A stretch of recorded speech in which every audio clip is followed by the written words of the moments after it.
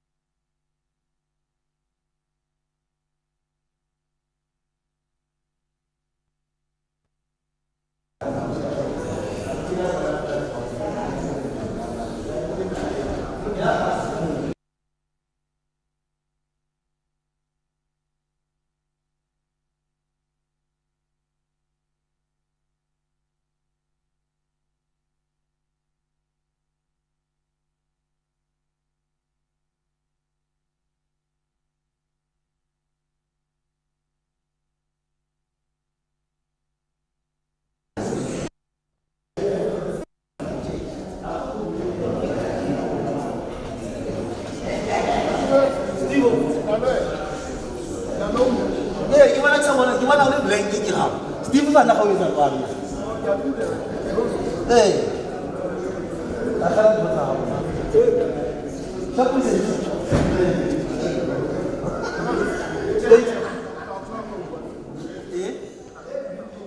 Okay.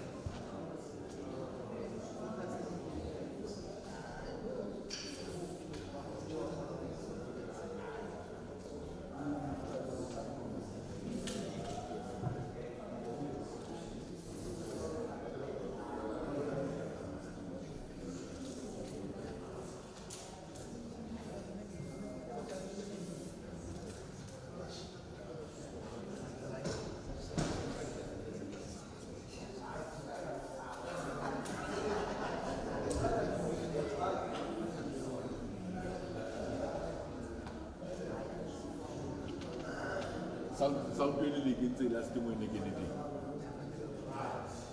Oh. Okay.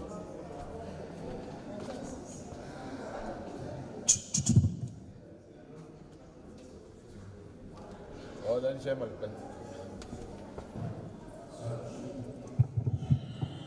Yes. Check 1, 2. Check 1, 2. Check.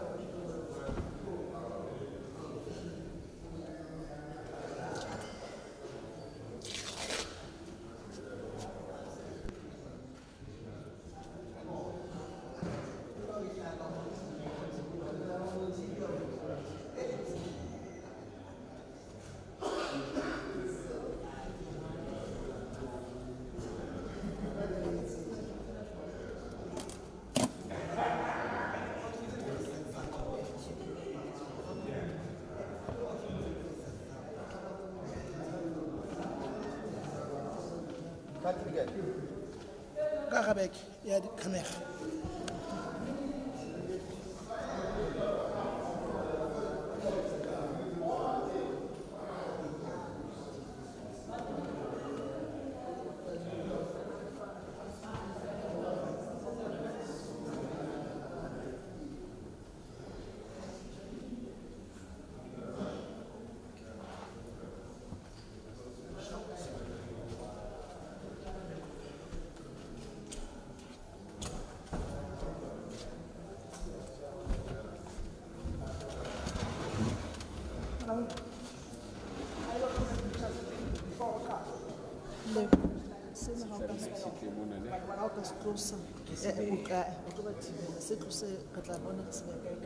Okay.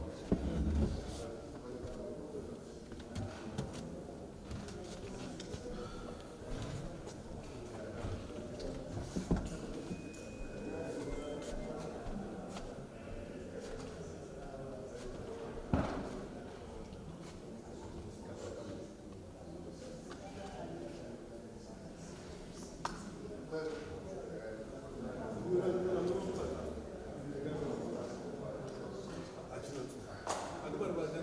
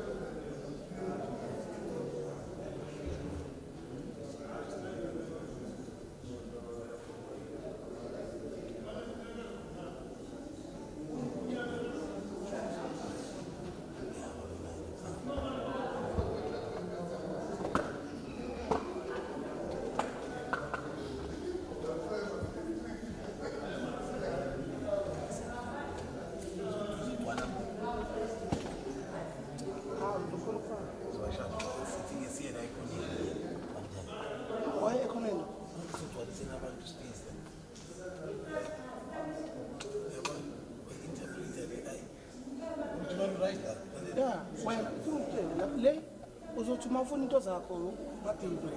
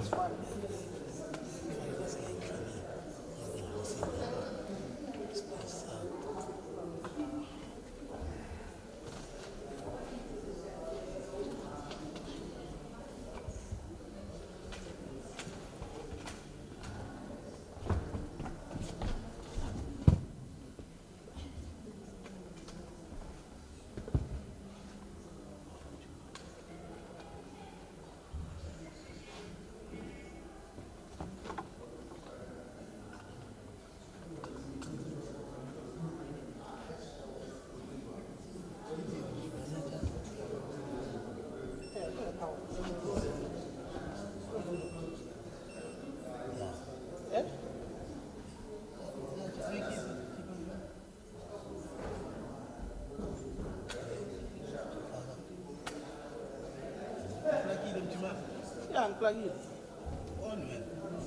No, mina angakachika anga. Oh, ayingena. Yeah, ishap man. On now. Right match. Yeah. Yeah, now we are good. We don't need that plan. Keep fucking way.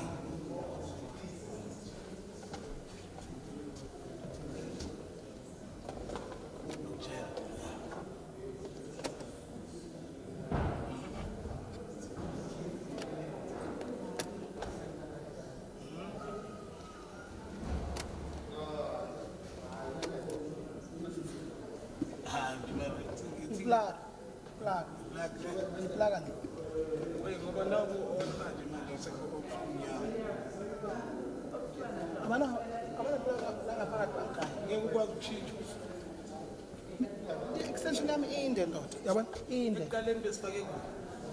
Khona lana baba. Njalo sihambe kanti. Bangazosijika-jika. Sivaye ngabo. Yeah. Khona. Awuna plug in ngada. Ene ngaka ispani. Ispani lele. Hey. Oh. Ile on.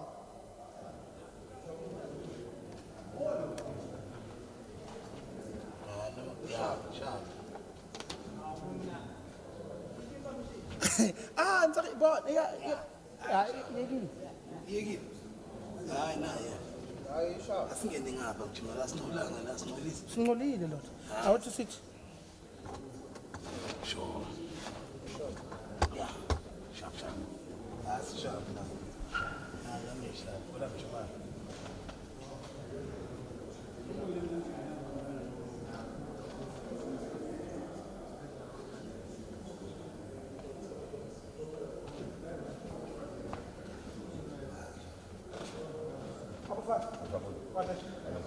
Wena.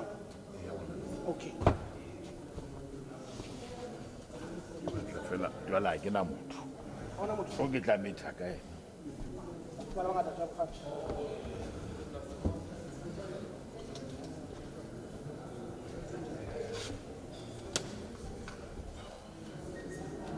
o bona ke tleke batho Kopa utlwa sound se.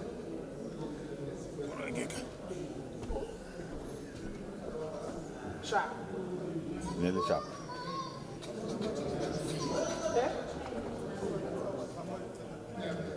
Ke utlwa fela nna ke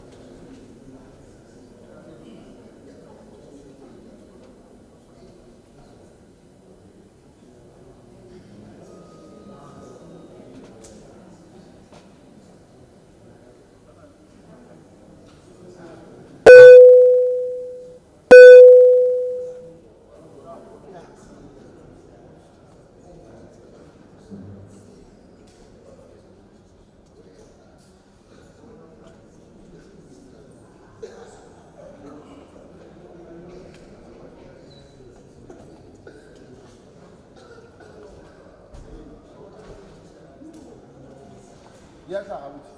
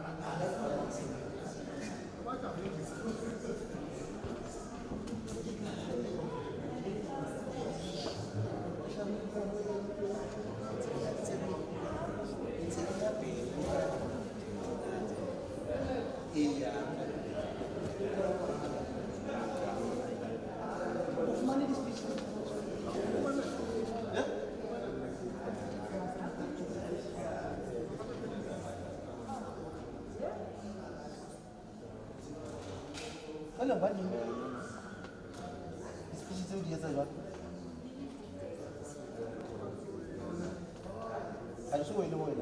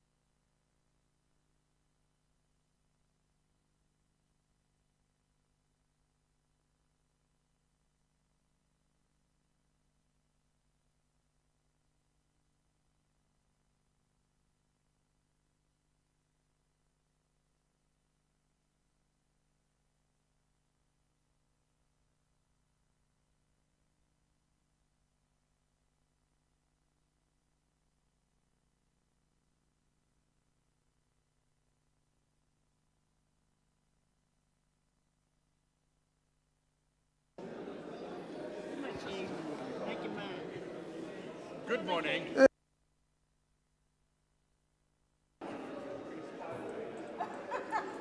you are here.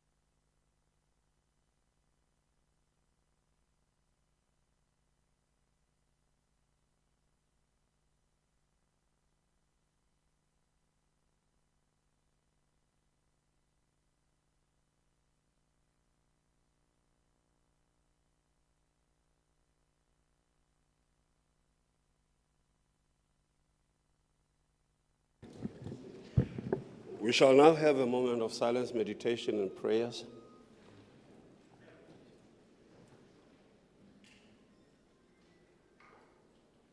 Thank you. You may be seated.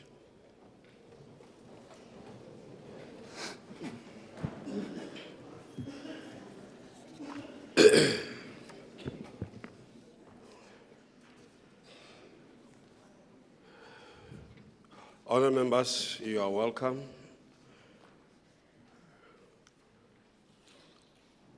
We have the apologies from Honour Member Mukabela and Honour Member Foko, and no one has also submitted an apology except those.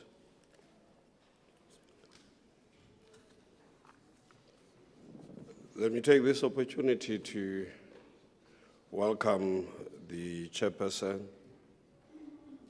Honour Member. Speaker, thank you for the opportunity. While we're on these apologies, can I perhaps just ask, because I see on the speakers list we've got the person from ACT again. This is now a year that he hasn't been here.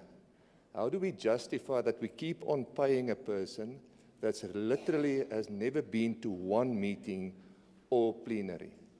I want to raise it, and I think it's an issue that I know the rules and orders are dealing with this, but we can't do this. It's not fair, and we should take all their money away, actually, as a party. I mean, we're paying a ghost worker as we stand here at the moment. Thank you. Thank you. Honour Member. Speaker, I believe that this matter belongs to multi-party whips where we can exhaust it before we lift it to the Speaker's office. Thanks. I could hardly hear you, Honour Member. I was saying the matter belongs to the multi-party whips who we can exhaust it there and bring it to the Speaker's office.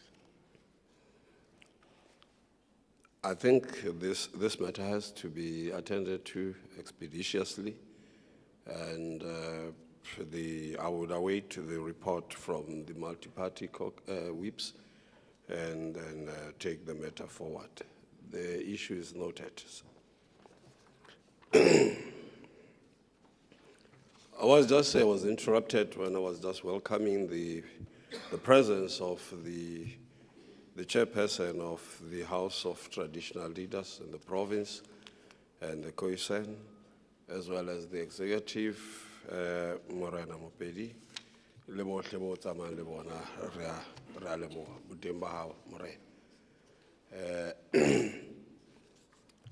And then welcome all of you, honorable members, and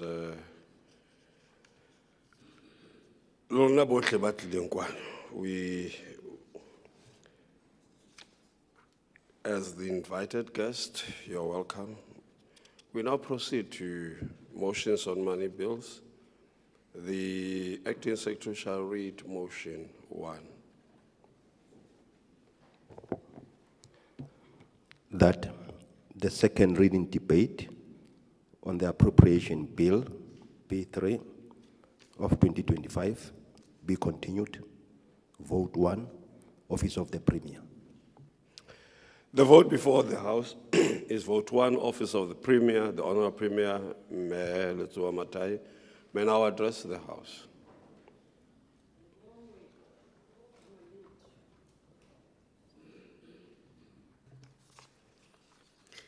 Honourable Speaker of the Free State Legislature, Honourable Deputy Speaker, Honourable members of the Legislature and the Executive Council, Executive Mayors, Speakers and Councillors, Boetapele ba ntlo ya Marena le Khoisan, the Acting Director General and Head of Department, Chairpersons of our public entities and Chief Executive Officers, leaders of the African National Congress and Alliance, leaders of faith-based and civil society organizations, leaders of the business community, comrades, compatriots and friends, members of the media, ladies and gentlemen.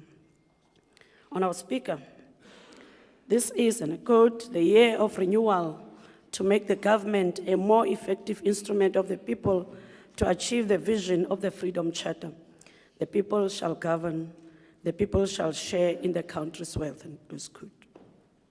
As I present the 2025-26 Office of the Premier budget vote, I am compelled to reflect on the 70 years legacy of the Freedom Charter, which represent the wisdom of our ancestors, the fearlessness of our people, and the courage of generations to move this country forward.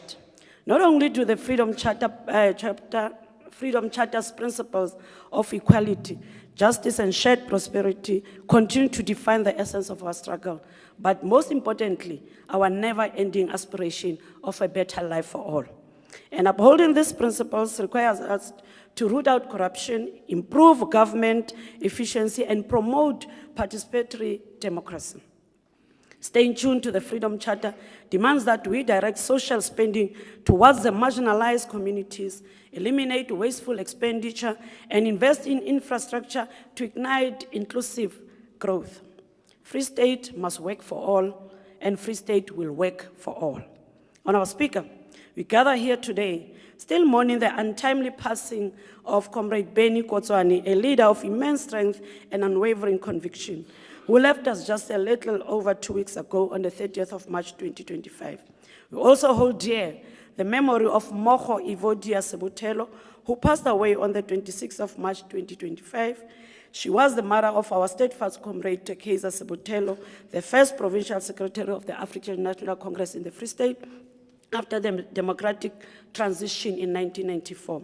Comrade Evodia was a remarkable leader in her own right, having served on the ANC Women's League Provincial Executive Committee and as a ward councillor in Mangaung Metropolitan Council and a former employee of the Free State Legislature. These individuals were towering figures committed to service delivery excellence. In their memory and honor, we commit to live up to their enduring legacy and improve the living conditions of our people. Rising unemployment, deepening poverty, and persistent inequality remains our concerns. Amid diminishing budgets, our path to prosperity demands that we work together to confront these challenges. At the beginning of the 7th administration, we pledged to be decisive, making tough decisions, but necessary decisions. This remains our goal. We need to unlock our province's potential to generate jobs, lift people out of poverty, and bridge the gaps of inequality.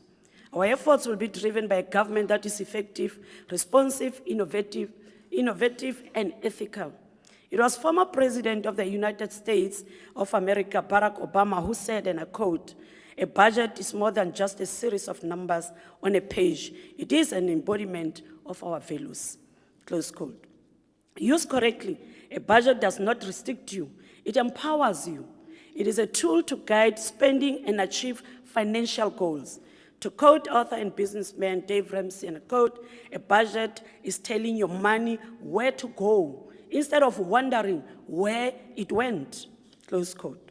Honourable Speaker, as the coordinating department, the Office of the Premier will ensure the success of realization of the ideals of the Freedom Charter. To this end, work has already begun. We'll soon launch ExCommits, the People Community Outreach Initiative, expected to foster shared, collective, inclusive, and transparent service delivery approach. The approach will allow citizens to directly interact with members of the Executive Council, allowing them to voice their concerns and receive updates on implementation of government projects and programs. Through integrated planning, coordination, monitoring, and evaluation will oversee the effective implementation of government priorities. This responsibility places the success of this government's performance on the Office of the Premier. The Centre must therefore remain steadfast and resolute. The Centre must hold for things not to fall apart. We'll therefore lead from the front and lead by example. Our people have high expectations, and it is our duty to turn their hopes into reality. From this moment forward, our deeds will carry more weight than our words. We'll build a Free State that works for all. Our work will be informed by the following national priorities as outlined in the Medium-Term Development Plan. driving inclusive growth and job creation, reducing poverty and tackle the high cost of living, building a capable, ethical, and developmental state. These strategic priorities symbolizes our vision of leading the Free State Province towards service excellence. Honourable Speaker, on Program 1 is intended to drive efficient, transparent, unified, and accountable government. This role includes upholding effective governance and ensuring sound resource management. In our quest to meet the demands and expectations of our people, we are in process to refine our systems, methods, and execution.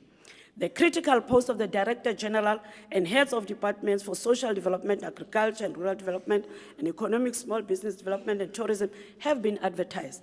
We'll ensure that successful candidates will lead boldly, strategically, providing the much-needed results-driven leadership. For the Office of the Premier, the Director General will oversee the daily administration, steering and aligning the provincial government's inherent operations. This function will ensure cohesive planning, coordination, execution, and oversight of government initiatives. Through the Executive Council and respective clusters, Forum of Heads of Department, and the Premier's Coordinating Forum will ensure coherence and collaboration by strengthening the provincial cluster system and other intergovernmental coordination platforms. These structures are crucial for joint planning and decision-making, resolving cross-cutting implementation challenges, as well as promoting the whole of government responses to complex development priorities. We'll lead this coordinating effort to drive integrated planning and implementation, outlining clear targets, timelines, and responsibilities in our medium-term development plan and programs of action. To enhance effectiveness, the Premier and executive support components will be strengthened, ensuring that there's a drive to forge partnership with key stakeholders critical to administrative success. Honourable Speaker, as we endeavour to stabilize the economy, we need to do more with less. These are trying times of austerity measures. We cannot afford to waste even a cent. Fruitless and wasteful expenditure will be a thing of the past. I wish to draw your attention to the findings of 2023-24 MFMA by the Auditor General Metsakan Maluleke, who visited the province on the 8th April 2025.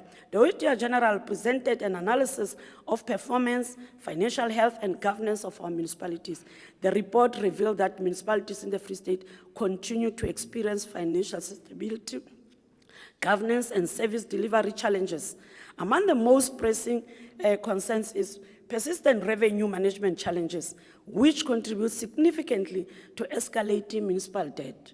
These challenges signal deep-rooted deficiencies in internal controls, supply chain management, and consequence management. While some improvements have been made, the pace of reform is slow. Our people need service delivery now, and more of the same will not change the state of our municipalities. We need to get the basics right. We need to push harder to professionalize our municipalities, enforce accountability, enhance financial and performance management. We'll intensify implementation of the district development model to enhance integrated service delivery coordination. We're also strengthening our support to municipalities through capacity building initiatives, skills development, and improved monitoring mechanisms. We have established a multidisciplinary team involving COCTA, Treasury, and other stakeholders to assist distressed municipalities. Importantly, we'll establish a unit in the Office of the Premier to work closely with COCTA to provide coordination, planning, performance, intervention, monitoring, and evaluation support to municipalities. Honourable Speaker, risk and ethics management remains at the heart of our work. Given the importance of this function, we'll establish an ethics management office to embed an ethical culture throughout the provincial government. I'm pleased to report that we have achieved 100% and 98% respectively. For senior management services and salary levels 9 to 10 in compliance with the financial disclosure framework. We'll also ensure compliance with a new determination for the 2025 financial year for all public servants to disclose their financial interest. As part of this process, lifestyle audit will be conducted. This is how we'll cultivate professional, ethical conduct in government. We are determined to attain an unqualified audit opinion as a promise to efficient and accountable governance. People deserve no less than this. We're working closely with the Auditor General for support and guidance in this regard. We are implementing the Audit Action Plan in order to improve our audit outcomes and therefore financial governance and administration. Our Shared Audit Committee continues to provide oversight of internal control, risk management, and financial governance of the department. Honourable Speaker, we oversaw and coordinated the vetting process of HOD and supply chain and financial management officials in government. All 42 officials in this environment have submitted their security clearance form to State Security Agency, and vetting process is still underway. In this regard, I want to thank SSA for always being available to assist my office. We recently received a report of 3 HODs on the status after being vetted. Feedback was fairly encouraging and positive. We are prioritizing comprehensive security assessment of various risk areas in government. We'll invest in advancing technological solutions to improve government security in order to close identified gaps. Importantly, we'll invest in cybersecurity to safeguard our information technology systems and networks from cyber attacks. The Internet of Things has brought with it widespread cyber crimes that include hacking, phishing, spoofing, and malware. We'll work with our security agencies to protect and enhance our digital infrastructure against attack. Program 1 has therefore been allocated 110,958,000 rands to fulfill its responsibilities in this 2025-26 financial year. And now, Speaker, the work of Program 2 is the backbone of effective governance. It ensures that our systems, processes, and people are equipped to deliver services efficiently, transparently, and accountably. As we table this budget, we recognize that strong institutions are not just administrative necessities, they are the foundation of public trust. Our vision for institutional development is clear: a government that is agile, responsive, and future-ready. This requires continuous investment in skills, technology, and systems that enhance service delivery. We are modernizing our work, eliminating inefficiencies, and embedding a culture of excellence. Importantly, institutional strengthening is not just about structures, it is about the people. Training and leadership development are essential to build a capable and ethical public service. We'll assess our structures to improve operational effectiveness and efficiency. Our organizational development unit will implement a modern and effective structure to serve the needs of the people. Work to ensure professional, ethical, and development-oriented public service is led by our Human Resource Management and an Advice Unit. Emphasis is on building human capabilities and enablers of effectiveness. We are proud that women constitute 60% of 45 permanent posts that were recently filled. In 2025-26 financial year, we plan to appoint 9 senior managers, prioritizing youth and persons with disabilities. We are committed to introduce the Premier's Batupele Service Excellence Awards to pay tribute to all hardworking public servants. Honourable Speaker, skills development is a foundation of economic growth and social progress. We have made many significant strides in enhancing the capabilities of public servants through targeted skills development program championed by FSTDI. During the 2024-25 financial year, we successfully implemented the FSITA service delivery and financial management programs. Through this initiative with the FSTDI, we trained 250 officials on service delivery and 100 on financial management. These programs provide credits towards nationally recognized qualifications. The FSTDI also rolled out 4 accredited qualifications, NQF level 3 to 6, with 201 participants currently enrolled across our municipalities. These programs are set for completion in 2026, further strengthening the skills base of our provincial workforce.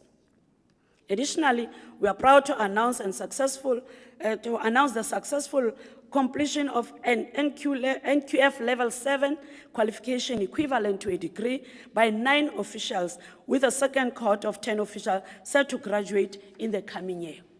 Beyond public service training, the province remains dedicated to tackling youth unemployment through strategic partnerships with various sectors.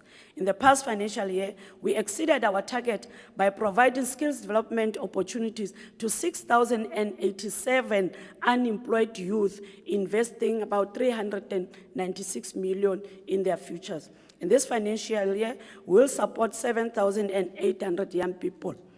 Through career development service expos conducted at the beginning of the 2025 year, we were able to connect learners and job seekers with further education and employment opportunities.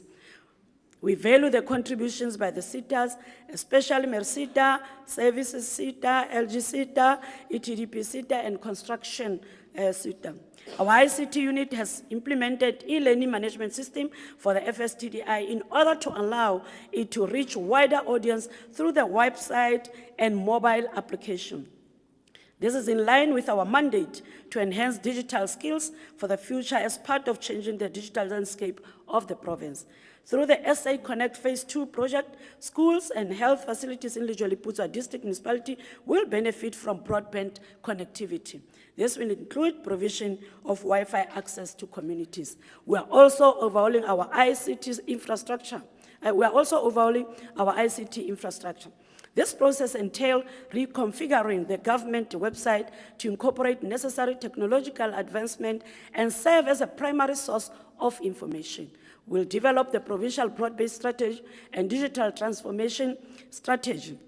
These strategies will serve as the cornerstone of integrated technologies in the development of infrastructure projects. Honourable Speaker, our legal service unit will continue to provide services to all provincial government departments. This role will entail ensuring compliance with legislation, provision of legal advice, and contract management.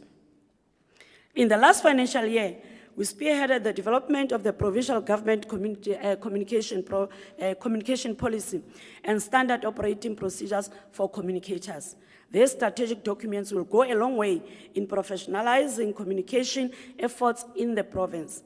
In 2025-26 financial year, the Office of the Premier will facilitate a process for the review of the provincial communication strategy framework to ensure that we provide timely and accurate information. We'll also digitize the provincial government's newsletter, which remains a platform to publicize government programs, activities, and events. The newsletter is distributed at public places throughout the province. To widen our reach, CDWs will be utilized to deliver the newsletters. We'll embark on a process to fast-track the implementation of the public information platform to disseminate government information in a responsive, innovative, and unmediated form. Media monitoring is one of the strategic functions with a significant influence on shaping narratives, gauging public perception, and employing effective communication techniques in the Free State. Towards the end of 2024, the Office of the Premier forged ahead to constitute a rapid response team, convening weekly to assess the media environment whilst planning in a coordinated and integrated manner. In this financial year, we'll introduce a media monitoring tool to amplify government's efforts to avert potential crises, misinformation, and public concerns by responding proactively and correcting inaccuracies.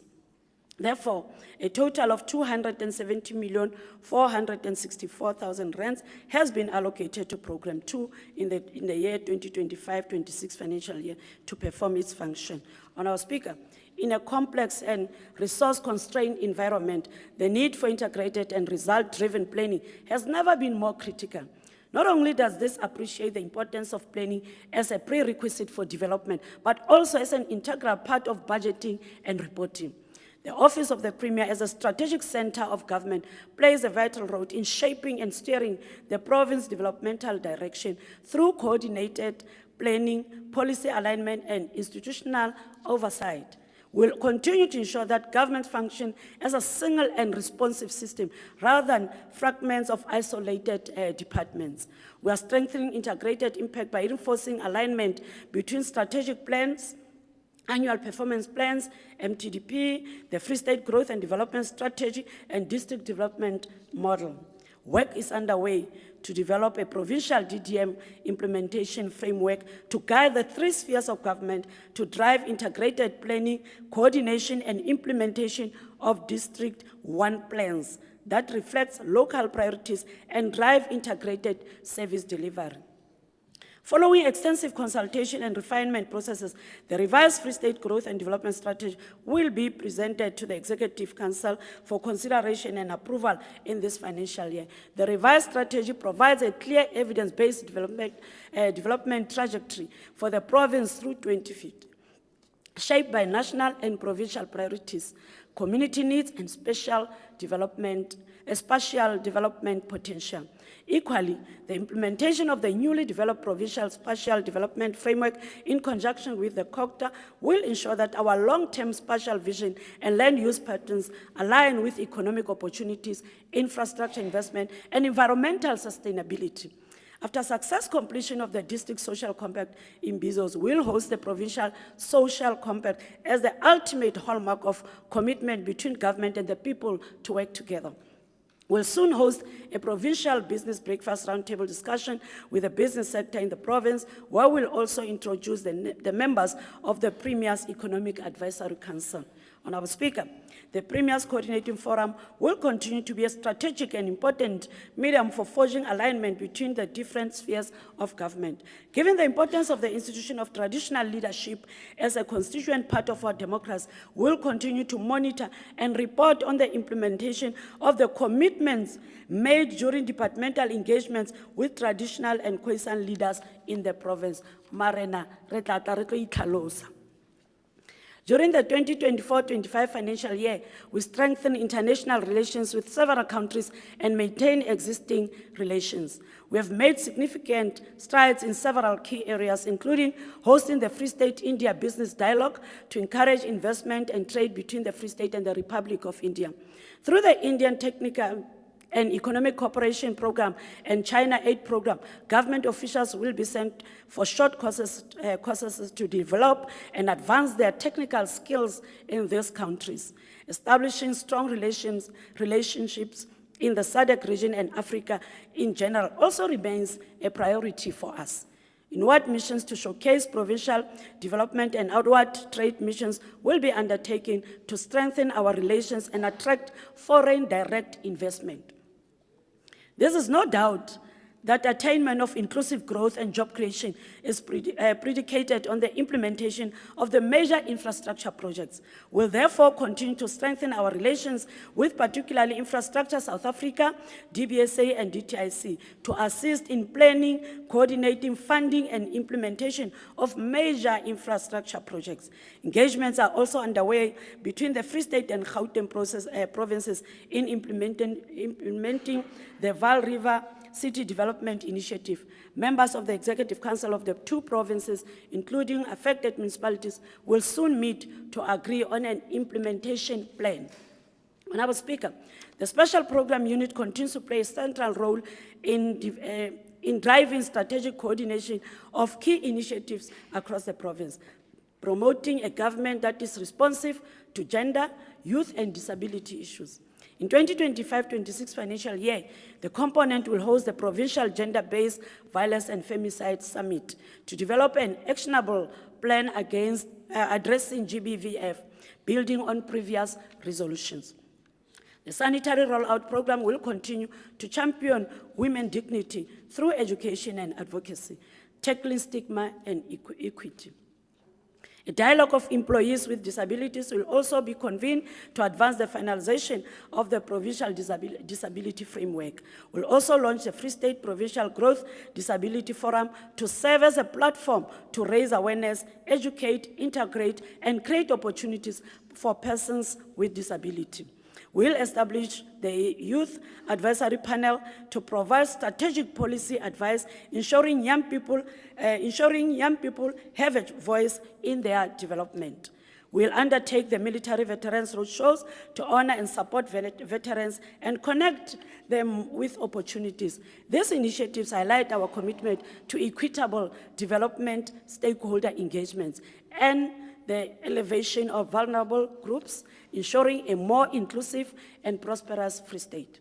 A total of 79,590,000 rands has been allocated to Program 3 to achieve these important deliverables in the 2025-26 financial year. Program 4, Honorable Speaker, on monitoring and evaluation. If you cannot measure it, you cannot achieve it. This makes monitoring and evaluation vital for driving progress and change. In the 2024 financial year, the Monitoring and Evaluation Unit was instrumental in laying the foundation for institutionalization of monitoring and reporting of the MTDP. The 2025 financial year will be the first year of implementation of MTDP, which replaces the MTSF. We'll continue with the work and to monitor and report of the MTDP. Sorry, my apologies. The MTDP priorities will form core part of the work of the provincial cluster through the development of the program of action.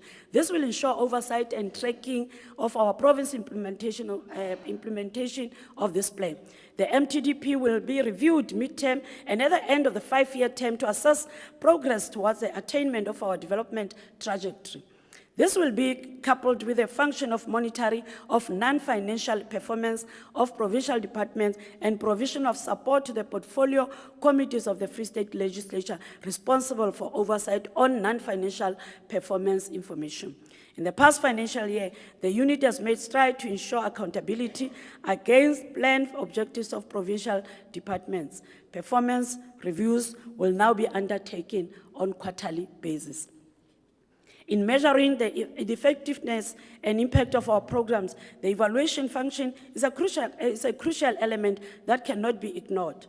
In the new financial year, the Monitoring and Evaluation Unit will be conducting an evaluation to assess the effectiveness of community development work program. This is in order to identify areas of weaknesses and strengths. The outcome of the evaluation will be instrumental in refocusing and strengthening this program. Honorable Speaker, we advanced the local government management improvement model, collaborating with COGTA and DPME to enhance municipal performance in the Karib district, finalizing improvement plans for Kopano, Mokare, and Letseme municipalities with targeted interventions to address service delivery gaps. The LGMIM is currently under review by the Department of Planning, Monitoring and Evaluation, and once this process has been completed, we'll continue to monitor the institutional capacity of municipalities. We have also developed a provincial institutional capability monitoring tool to monitor the institutional capability of provincial departments across a number of key indicators that include financial management, human resource, and anti-corruption measures.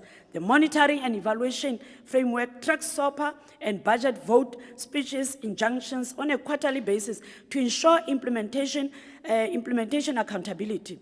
Incomplete infrastructure projects remain closely monitored with progress reports submitted to HODs for corrective action. Through citizen-based monitoring oversight, we work with service delivery departments to determine citizen service delivery satisfaction.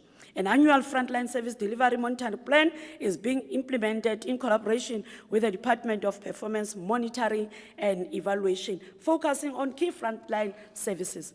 The results of these monitoring projects are utilized to have discussions with different sectors on improvements needed. Through the Provincial Intervention Unit, we'll continue to foster public participation by providing citizens with the means to access information and engage with government programs. This is in line with our unwavering commitment to promote social and economic development through integrated service delivery programs. Through our Tucson service centers, we'll therefore continue to take these essential government services closer to our communities. We have rolled out services to over 30 towns out of the 85 towns in the province, and the response of our people is overwhelming. The recent rollout was in the Eastern Free State areas of Mahulukweng, Greater Tsiami, and Intabazwe. We are pleased to announce that as of the 31st March 2025, the Free State Presidential Hotline performance was 99.40%, signaling our exceptional performance in responding to service delivery issues. This year, we'll establish a contact center to enable people to report service delivery issues through telephone, email, letters, and walk-ins. The CDWs plays a pivotal role in connecting communities with government services and informing government structures about community needs. As part of our work to resuscitate our CDW program, we had consultations with Mokaka, Metsimaholo, Mafube, and Nwate local municipalities, including Fezile Dabi District Municipality, to forge alignment and cooperation for improved and better outcomes. In 2025-26 financial year, we'll roll out CDW's information sharing and empowerment seminars with the aim of empowering all of them, the 262 CDWs, with information on key government programs. We'll prioritize infrastructure project implementation engagements with various departments to resolve issues commonly faced during infrastructure rollouts, ensuring past mistakes are not repeated, and where bottlenecks are identified, effective corrective measures are devised. This approach will help avoid fragmented outcomes and enhance the efficiency of infrastructure implementation for improved service delivery. For this critical work, Honorable Speaker, to be undertaken by Program 4, an amount of 172,559,000 rands have been made available. Honorable Speaker, this budget presents a hopeful moment to unite our shared endeavors in recalibrating our environment towards a free state that works for all. It is indeed a testament to our resolve to uphold the Freedom Charter's vision. Now is the time for renewal, calling upon all of us to reaffirm our dedication to a meaningful public service. Let us move forward, united in purpose, to deliver on our promises to the people. I look forward to the support of this team of dedicated MECs and the HODs, as well as all members of the House. Meki kupela ho bohle ba tsebang hore re ile ga bewa ke setjhaba ho se sebeletsa mme mesebetsi ya rona e ska ba ka hara di-office, mosebetsi wa rona e be setjhabeng. Jwalo ka ke ile ka bua ha ne ke qala ke bula mona parlamenteng, ke ile ka bolela hore matona ha ra tshwanela ho etsa mosebetsi wa rona o moholo di-officing hobane setjhaba se re kgethetse hore re be ka hara bona, re phele le bona. Mme di-budget tsena ha se di fetile, re lebelletswe kaofela hore re lo phela ka hara setjhaba se re beileng mona tsatsing lena, re etse mosebetsi o setjhaba se re kgethetseng ona, re phele le bona, re utlwe ditaba tsa bona, mme re be le dikarabo hore na dikarabo tseo di tla ba ka tsela e jwang. La karabo ntho e se seo motho a se lebelletseng, seo re se lebelletse setjhaba se lebelletseng ho rona ke hore re ba jwetse dikarabo hore na dikarabo tseo di tla ba utlwisa bohloko ha fela batho ba rona ba thotse dikarabo. Mme ke sa boela ke ipiletsa hore ka mora tsona tsohle ha re tsamayeng re lo phelang ka hara setjhaba se re kgethileng, mme re ba fe supporto, re tsebe di-challenge tse ba phelang le tsona hobane re la ga itlama ha re nka kano ra re kontraka ya rona ke ya rona le setjhaba. My wholehearted appreciation also goes to the Acting Director General, senior managers, and all staff members of the Office of the Premier. I therefore, Honourable Speaker, table the Office of the Premier's budget for the 2025-26 financial year as summarized in Annexure A for your consideration. Baya danki, diabulela, I thank you very much.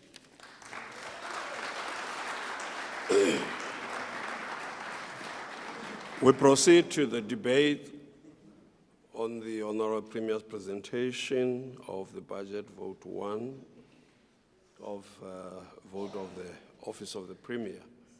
Honorable Sifuba.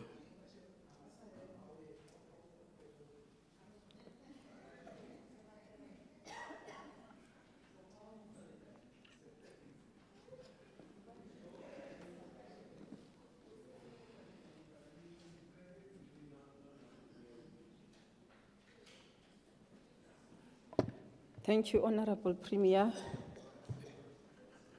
Thank you, Honorable Speaker, Honorable Deputy Speaker of the Free State Legislature, Honorable Premier, members of the Executive Council, Chief Whip, Deputy Chief Whip, members of the Free State Legislature. Honorable Speaker, I rise in this August House today in support of the budget vote that has been tabled by the Premier here this morning. Let me commend the Premier on a focused, values-driven, and transformative budget vote under the rallying call of the Year of Renewal to make government a more effective instrument of the people. This is not just a slogan, but a call to action grounded firmly on the resolutions taken by the African National Congress, which demanded nothing less in its conferences but a radical economic transformation, ethical and capable governance, and a society healed from its historic wounds.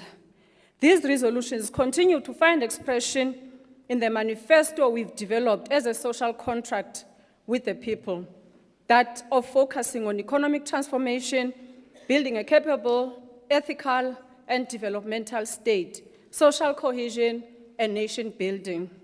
A state which is non-racial, non-sexist, democratic, and prosperous.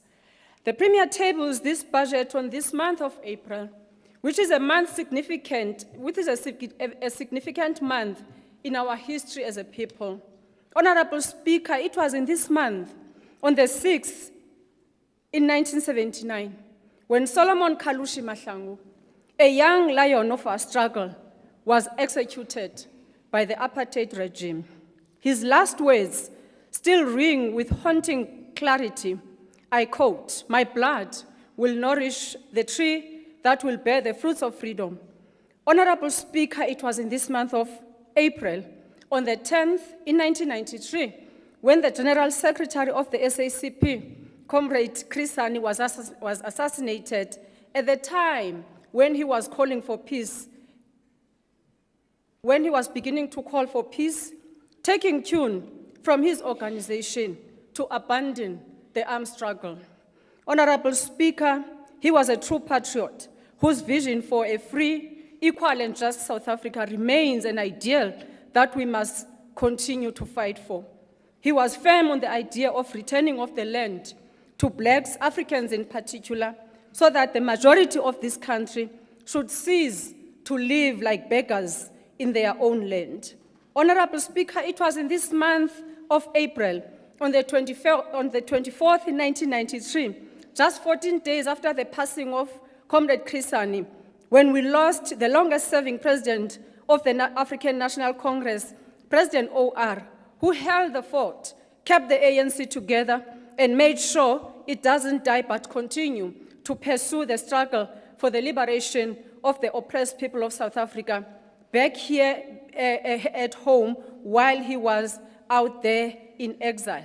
Honorable Speaker, it was in this month of April, on the 27th in 1994, that we got the democratic breakthrough when the people of this country, the majority, finally participated in elections, went out in numbers, joining long queues to elect the government of their choice, so that we can sit here today and participate in government processes like this. But as we do that, we must do it with conviction as we represent those millions who cannot be part of these processes here.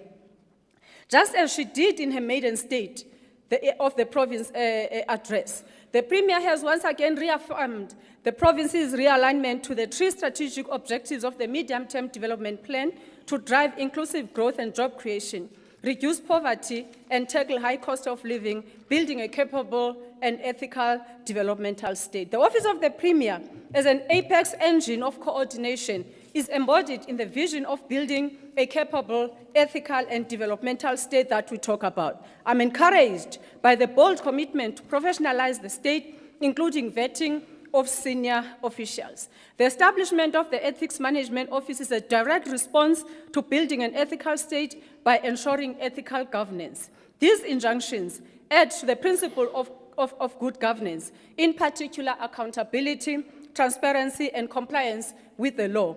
Honorable Speaker, the Premier's unwavering commitment in fighting gender-based violence and femicide needs the support of all of us to stand together against this monster which continues to devour women and children in our communities. We need to confront this pandemic as pronounced by State President Ramaphosa. We need to deal with it together as the arms of the state and in all the spheres of government. We commend the strides made to implement the Employment Equity Act, as we note the report that out of 45 permanent positions that were recently filled, 60% of appointees are women. This is not just a coincidence. As a matter of fact, women in this country have always been confronted with triple challenges of race, gender, and inequality. Hence, the Employment Equity Act to mitigate and address these historical issues. The sanitary towels program also aids to give dignity to young women and girls, to tackle the stigma and curb the inequality outcome that may be caused by these girls dropping out of school because of scarcity of just a simple sanitary towel. We cannot allow a cycle of inequality to be perpetuated among women in our society. The Disability Forum will go a long way in recognizing people with disabilities and give them platform to discuss and resolve, teach us how to serve them and how to improve in order to accommodate them and minimize what seems like discrimination against them as rightful citizens of this country. The implementation of the district development model will go a long way in helping municipalities to deliver services to the poor, as would remember that they are at the coalface of service delivery, yet with minimum resources. It is important that the three spheres of government work together to accelerate service delivery, and the model, as mentioned, surely serves that purpose. The framework on DDM will ensure a uniform, coordinated approach to effective implementation of this model. Skills development is the cornerstone of effective and efficient service. We therefore applaud the FSTDI initiative to empower and give skills to the government workforce. Honorable Speaker, the strategic partnerships injunction to focus on youth is highly commendable because, yes, unemployment that we are grappling with affects youth the most. Youth unemployment must be given urgent attention. Yes, government might not be able to employ everyone, but we still hold the responsibility to create a conducive environment and work closely with the private sector and other entities who have the capacity to create jobs. So we applaud the introduction of these strategic partnerships with SETAs. In that regard, the Youth Advisory Council is the step forward, steps towards the right direction, so that we get to know what young people want, how do they want to be developed, and what are the opportunities they identify that could contribute towards giving them a better life. The recognition of military veterans speaks to the fact that we acknowledge where we come from and how did we get here. We cannot forget those who contributed towards the attainment of this freedom that we are enjoying today. The establishment of the Advisory Council is a positive step towards responding to government's priority of economic growth, as we just alluded to the fact that minds must meet to deal with the single agenda of creating jobs and grow economy. These men and women should guide the Premier on what decisions to take, strategies to employ in order to attract investment, actively respond to the state of our economy. Chapter 3 of our Constitution makes provisions for intergovernmental relations, for collaboration and cooperation. It is indeed a progressive step to resuscitate and strengthen Premier's Coordinating Council, where municipalities meet with the Premier and her executive to discuss matters affecting the province and together craft a way forward on how to serve people and tackle the challenges of governance. This is one of the ways in which these spheres can better inform one another, cooperate, collaborate with a single agenda of bringing better services to the people. Honorable Speaker, the monitoring of commitments made to traditional and Khoisan leaders is a positive step towards ensuring that the sector we have, these sectors we have in our societies are recognized as enshrined in our Constitution. These are leaders who live among people, see their plight, and people look up to them for their needs to be serviced. The traditional and Khoisan leaders have a big role to play in their communities. Working together with government to serve communities can take us far in terms of dealing with the issues that we have as a province. I believe that if they could be properly resourced, they could make indeed a difference. Honorable Speaker, indeed, this budget sets the tone and put infrastructure in place for government to discharge its work of providing services to the people as the different departments implement their different projects and programs through their budget. We have to do it in line with the vision as set out by the Premier. Honorable Speaker, as I conclude, we might not be where we want to be, but we are far from where we started, and we acknowledge that we are a long way to where we want to be. Thank you.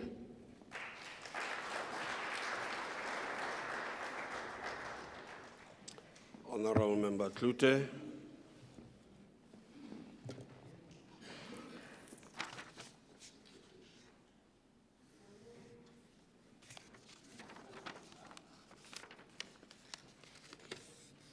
Thank you, Speaker. You know, while the Premier promises a free state that works for all, I must say, if there's one thing the ANC is good at, is developing these catchphrases that means nothing. But one is tempted to remind this House that the Premier and her husband are, the last time I looked, under investigation by the Hawks for alleged corruption. Or to mention that this department's budget is nearly double that of the Free State Legislature. Or that 108 million rand is being spent on community development workers whose function remains unclear, and who, by the previous Director General's own admission, are merely deployments. And yes, even a DDG-level employee hasn't shown up for work for 3 years, by the Premier's own admission. But I won't dwell on that today. Let's get real, and let me ask a very direct question, Honourable Premier, through you, Speaker. Has the national government, or the ANC, given up on the Free State? And this isn't a rhetorical question. Earlier this week, in response to a question in the National Assembly, the Deputy President listed municipalities considered service delivery hotspots. Not one Free State municipality made that list. Are we to believe that not a single municipality in this province is struggling with service delivery? At least under the previous Deputy President, 2 Free State municipalities were acknowledged. Not that anything really happened. So the Deputy President, is he being lied to, or is he willfully blind? Because, Premier, under your watch, we are seeing human rights violations across the province. Under your watch, the Auditor General says nearly all municipalities are doing harm. Under your watch, patient files are being tampered with in Free State hospitals, possibly to hide systemic failures and to prevent medical legal claims.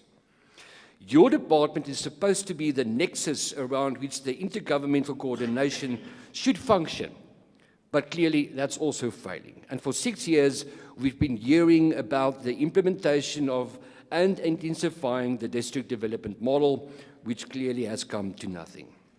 As first citizen of the province, Premier, you should be out in front, leading and stabilizing service delivery.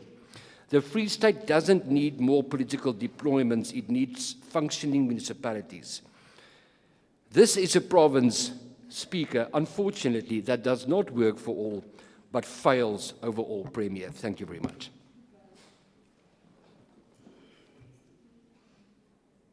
Honourable members, Kwabela.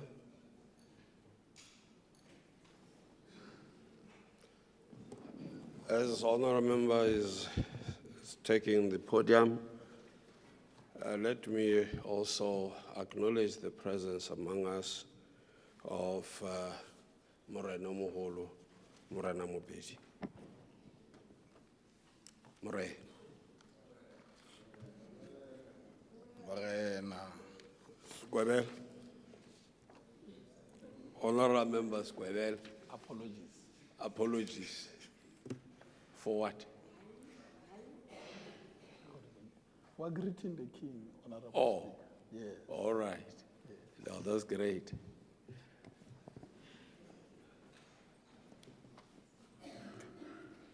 Thank you, Honorable Speaker. Let me begin with the supreme document of the country.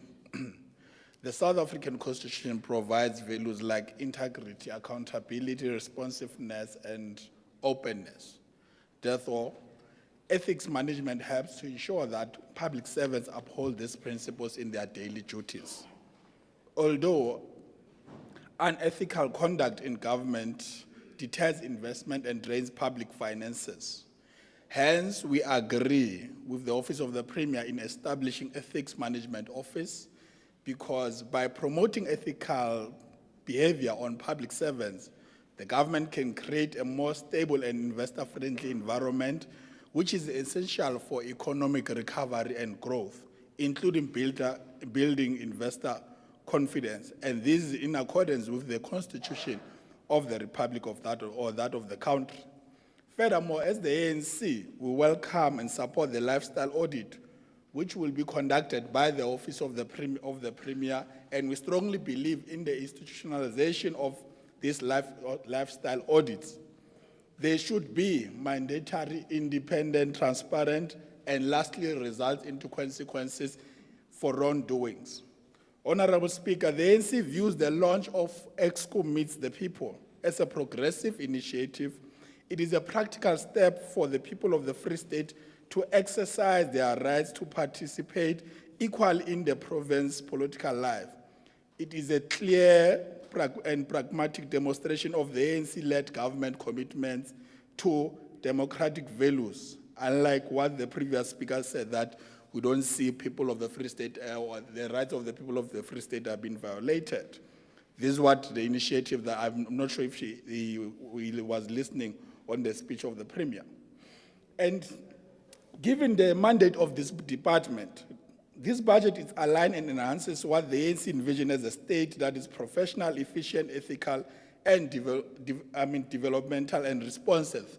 A state that is capable of delivering quality service to all, a state that is driving economic growth and social transformation, a state that is planning strategically and implementing effectively, a state that is attracting skills and talented young professionals into public service, as opposed to the view and the narrative that the skills and talented, they go to the private sector. While pursuing a capable ethical development state, gender equality is a core part of the transformation agenda led by the ANC. Hence, women emancipation and empowerment in government continues to be a major theme in South African politics. This goes to an extent of the constitutional and strong legal foundation that are implemented by government and in a broader society. Honorable members and Honorable Speaker, the ANC-led government in South Africa is recognized as a global leader or a trendsetter in women representation in government. And it's not surprising that Honorable Premier has reported on a budget speech that 60% of 45 permanent positions, I repeat, 60% of 45 permanent positions were recently filled by women. And the youth are not left alone with the persons living with disabilities, as they will be prioritized into the 9 senior management posts that are going to be advertised. Most importantly, skills revolution and capacity building leads to public servants with improved efficiency, transparency, and accessibility to public service. This is what the department is doing by calibrating its workforce through the trained 350 officials. Moreover, the 201 participants that are enrolled across the municipalities through you, Honorable Speaker, Honorable Klute, the 201 participants that are enrolled across the municipalities. I'm not sure if you were listening to the speech or not, and including what the Treasury is going to provide as a right, or just to put a cherry on top, including what the Treasury says that they are going to appoint chartered accountants to enhance the capacity of municipalities in across the Free State. You were in that committee as well when we're dealing with that issue. And Honorable Speaker, as the ANC, we further welcome the 1.1 billion that is going to support young people and tackling the issues of skills development, and we commend the Office of the Premier on ensuring that 6,087 unemployed youth have benefited, and they continue to benefit out of this ANC-led government. What are we supporting, Honorable Speaker, when we are saying we are supporting this budget tabled by an Honorable Premier? We are supporting a budget that is rooted on accountability to the people, that has a practical tool to verify the integrity of public service or public officials, that drives women emancipation and empowerment, and lastly, it connects the ideological foundation and the practical reality, such as people shall govern. And the stance of the ANC is enhanced, which is that of building a capable, ethical, and developmental state as a central pillar, as highlighted in the National Development Plan. And I must say that, in conclusion, it is important that we understand the mandate and the prescript of the department and its mandate, given that what is responsible for, it's responsible for coordination and overall of all the departments, and it is important what is allocated for it, it must use it so. Thank you. Honourable Member Msimanga.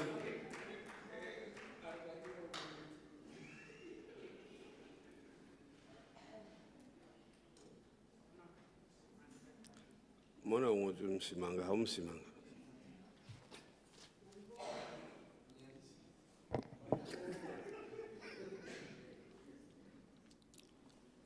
Honorable Speaker, Honorable Premier, caucus of the Economic Freedom Fighters led by Honorable Dipoko, members of the Free State Legislature, distinguished guests, I greet you all.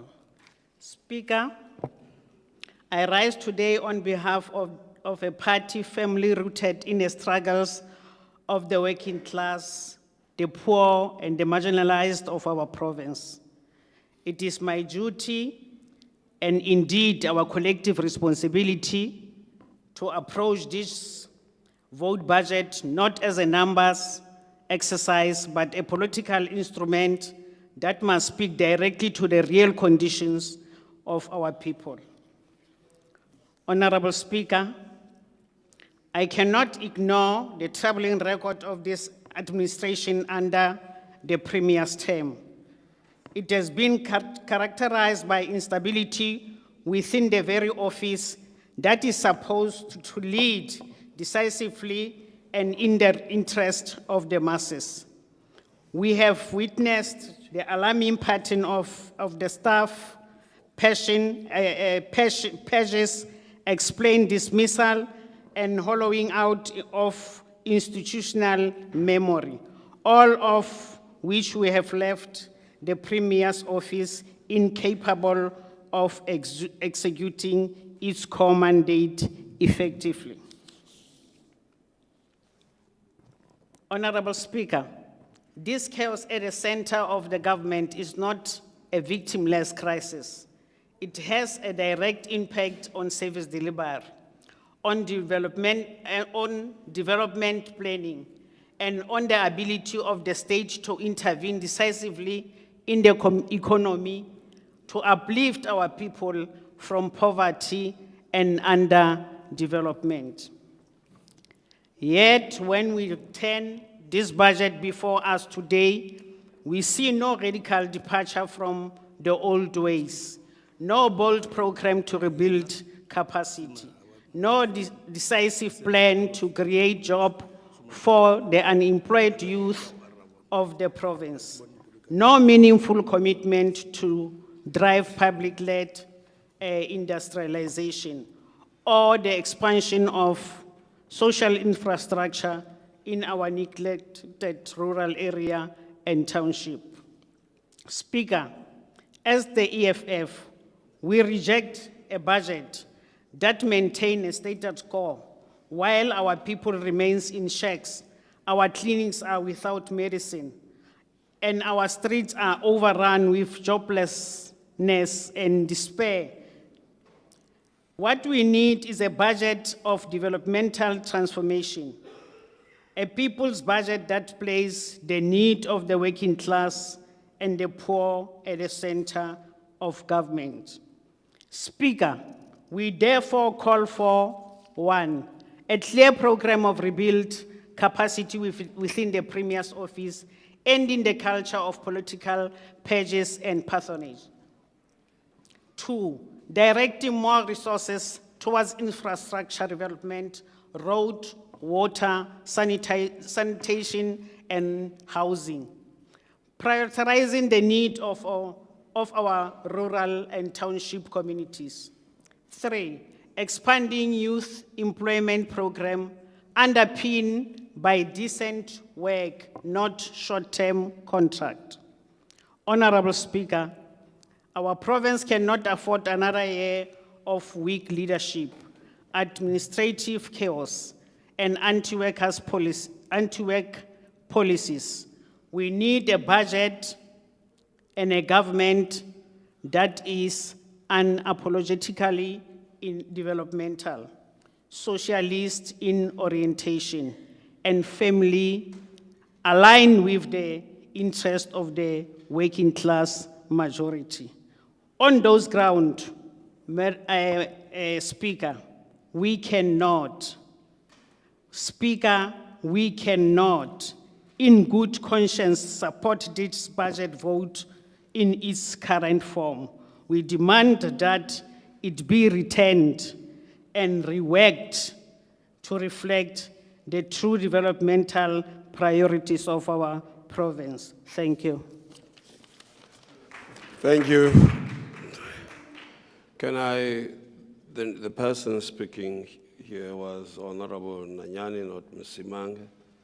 Can I ask this should not be repeated? The list that is given here should be finalized before it is brought to my attention. May I ask that the parties, the whips should help us in doing this and not cause this.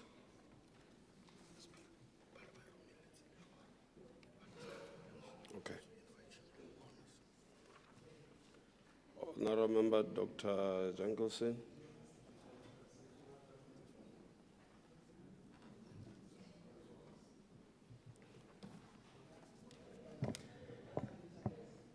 Thank you, Honorable Speaker. April is indeed a significant month.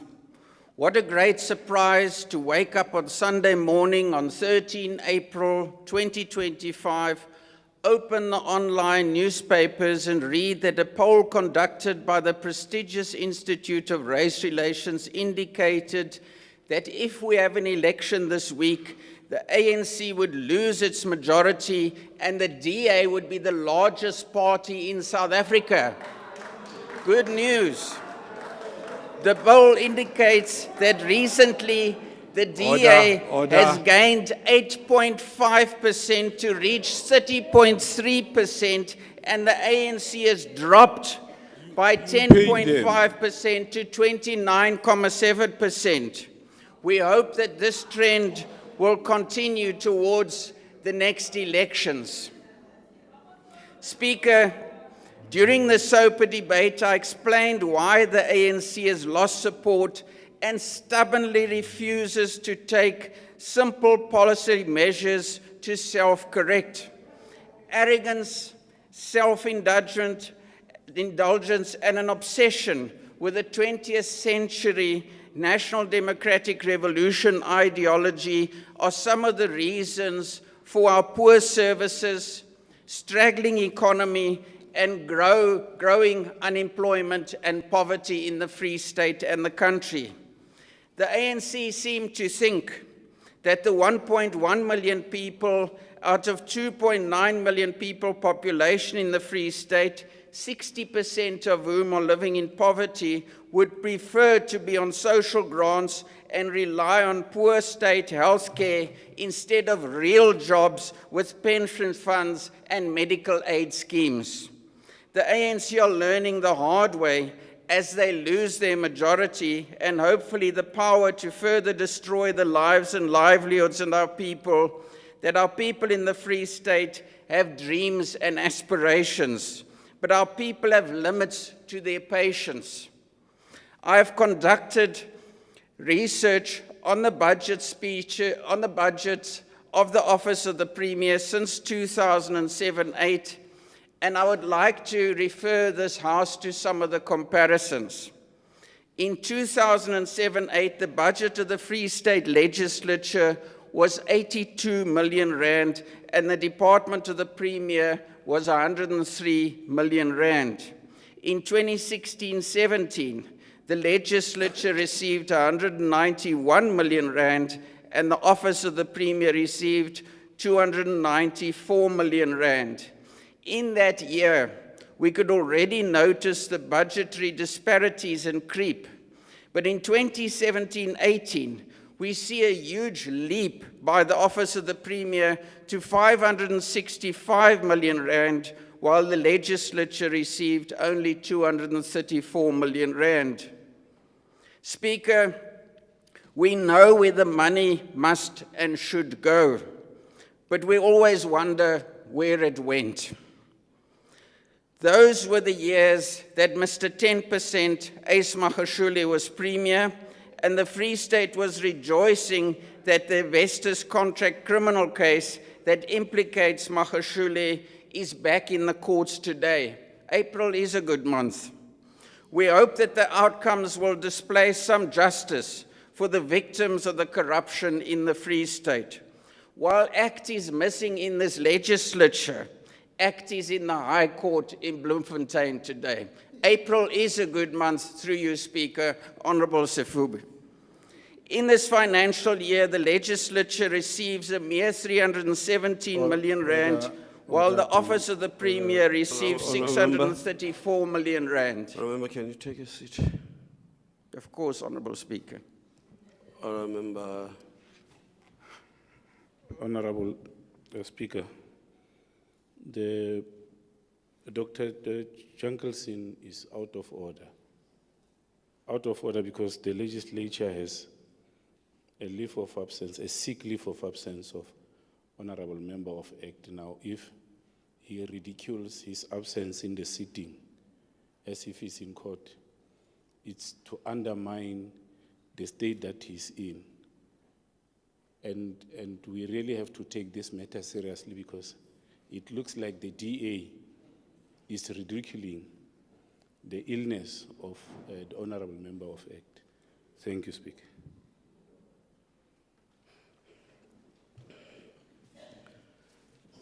This is a very interesting statement. I would make a ruling later. You may continue. Thank you, Honourable Speaker. It is costing this legislature a huge amount of money. And we are not insensitive to illness, but we are sensitive to the fact that the people of this province are paying this political party funds for someone who should be here, who's never attended since the election, and also paying for their office and staff in the legislature for who knows what they are doing. Speaker, the compensation of employees of the Premier is 402 million rand a year, more than the entire budget of the legislature. The victims of the budgetary leap by the Office of the Premier is the legislature, but the main victims are the people of this province whose seat of democracy is unable to carry out its constitutional mandate regarding oversight over the executive and holding that branch of government accountable. Just compare the number of oversight field visit reports from previous terms to today. We can only conclude that the executive are deliberately undermining the ability of the legislature, the seat of our democracy in the Free State, to carry out its constitutional mandate to hold them accountable and do oversight over them. This was also confirmed by the Zondo Commission of Inquiry into State Capture that concluded that legislatures and parliament failed the people of this country by the lack of oversight and not holding the executive to account. Undermining the legislature empowers criminal networks in government and allows them to plunder, extort, and intimidate with impunity.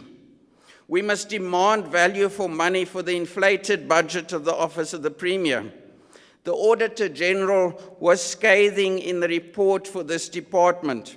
One of the tasks that the Premier's office has allocated to themselves is monitoring and evaluation, a task that should instead be carried out by the legislature, which has the constitutional mandate to do this. Our experience of this unit is that our post box between various departments and whoever they have to report to, in our case, the portfolio committees in the legislature. When asked about details of delivery projects, they are unable to supply any, citing the lack of capacity. All we get is statistics against performance targets, which the departments give us anyway.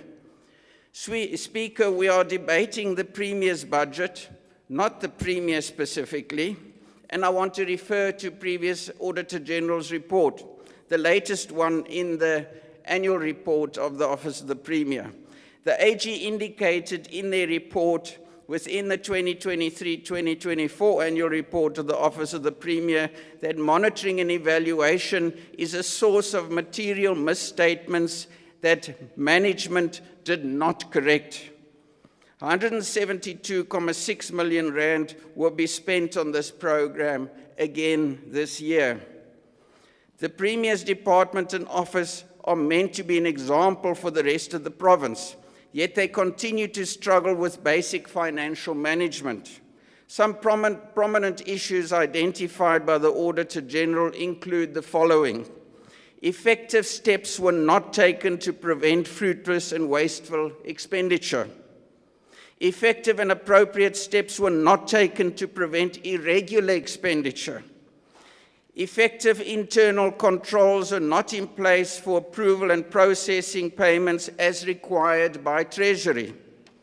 Specific information systems were not implemented to enable the monitoring of progress made towards achieving targets, core objectives, and service delivery. We hope that the Premier will correct these things. One of the main problem areas is the procurement section, which was also raised by the Public Protector in their report on the procurement irregularities by the Office of the Premier with the funeral of the late MEC Tate Mahwe. A serious concern is the lack of consequence management and disciplinary measures against individuals involved in irregular, unauthorized, and fruitless and wasteful expenditure. The Premier has ignored their own audit action plan by failing to enforce corrective measures and inadequate internal control measures that exist. This is definitely not an office or department that justifies a budget of 634 million rand while not delivering services and displays an inability to set an example by maintaining compliance with relevant legislation, much less ensure that other provincial government departments deliver on their mandates. While our people in the province are dying on our roads and in pain due to delays in surgeries at our provincial hospital, this Premier was quite happy to arrogantly watch 4.5 million rand spent on her SOPA. Her ego is obviously more important than the residents of the Free State. The Premier says that risk and ethics management remains at the heart of their work. But you need to have a heart to actually do this work. I also want to use this opportunity in this budget debate on the Office of the Premier to highlight how Mangaung municipality through Sentlek have left many residents literally in the dark without electricity because the new metering system appears not to be compatible with the old electricity meters. Centlec employees now have to physically visit every residence who are experiencing such problems. There are no time frames for completion, and residents, many of whom are senior citizens, are experiencing the inconvenience of no electricity caused by the incompetence and lack of foresight through risk assessment by this incompetent ANC cadre-run entity and Metro. This needs to be addressed urgently in Mangaung. Someone obviously made money out of the scheme to transform the electricity metering system, and now residents are paying the price for the crash of this system. I once again challenge the ANC to show me one thing that they've attempted that actually works, or that they inherited that they've not destroyed. The DA's alternatives to transform the Free State provincial government include some of the following: carrying out a comprehensive evaluation of all departments focusing on their core business, doing a skills audit within all departments and government entities, implement the Free State First approach to all government contracts and suppliers. The Department of Education employed contractors for school furniture from Northwest Province, while there are such contractors in the Free State who can do this work. Ensure value for money and sound monitoring of all infrastructure projects. We must invest in technology to streamline and ease delivery of many services instead of costly and ineffective bureaucratic red tape. There must be serious consequence management and action against corrupt officials and politicians in the provincial government and municipalities. Government must ensure professional services by civil servants who are dedicated to clients. Our people of the Free State are clients, not beneficiaries of government services. And we must do significant oversight and hold this provincial government accountable, which is the job of a legislature which should be empowered to do so. We support the three priorities of driving inclusive growth and job creation, reducing poverty and tackle the high cost of living, building a capable, ethical and development state. For the ANC, however, this is rhetoric for the next election. For the DA, it is our legacy for the next generation. Thank you, Honourable Premier.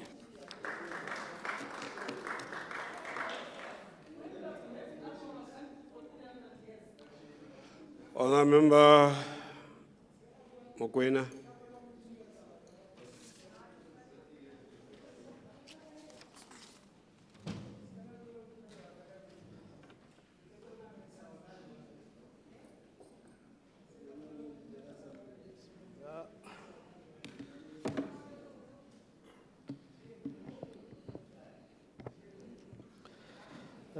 Honorable Speaker, members of the legislature, Moranemolo Mopedi, Marana Rona, ke le hlomphile, ke re kgomo tseo le manamane a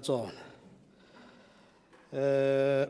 Speaker, when the Premier was inaugurated, she took a government and democracy that was under siege by opponents of change. It was a situation where weaknesses, shortcomings, mistakes were projected as nothing but a transformation failure of gigantic proportions. The drive was to hammer into the minds of our people of Free State that we have a failed state that is simply incapable of taking us into the future. When you listen to the stories and happen to be outside the country, you could easily conclude that indeed we are a failed state. But for those of us who live and still lives here at home, we're perplexed as to what are they speaking about, these people. We know, and yes, we have challenges, and we've just emerged from the state capture era. But at the same time, we also live a reality of a continuous change aimed at improving the lives of our people. In response to the above-mentioned attacks on transformation and change, the Premier committed to use the office to bring about changes in all problems identified. In simpler terms, This meant to improve what is good and ditch what is bad. She promised that the status quo as prevailed must be tampered with and change for the best and in the interest of the people of Free State must take place. As I rise to support the Premier's office budget vote, which is anchored around the 4 program areas, I hereby wish to focus on what has unfolded under the stewardship of Premier Matai. Speaker, I'm more interested in what both the media and Mahana Puso seated in the opposition benches do not want us to hear. Having been told of corruption, incompetency, and general failures, the Premier, as per her promise, she had restructured administration with HODs redeployed to new roles in other departments and finally advertised those of vacancies that exist at this level. As part of the drive to renew the administration with a new blood that has not been part of the capture era, we can confirm that the Free State government has advertised the DG post and 4 HOD posts in the province. The above is part of the efforts to build capacity of the state, and this has included vetting of all HODs in terms of security clearances. The media and opposition will never tell you this. Premier in her SOPA address promised to pay special attention to municipalities with intention to improve their audit outcomes. Speaker, I can today confirm that the Premier's office is leading a team of COCTA, Treasury, and AGSA targeting municipalities whose audit outcomes still remain a challenge. Mangawi Metro has already been met as part of this drive, and Machabeng is next. On the left-hand side, they'll never say this. The Premier, and through her office, has committed to reskill our officials and young people in general, aimed at improving the capacity and functionality of the state. I will not repeat, Chair, the number of 6,087 young people that have been capacitated, which is a very difficult number to come out of the opposition mouth, including the 1.1 billion that is being invested to further skill others.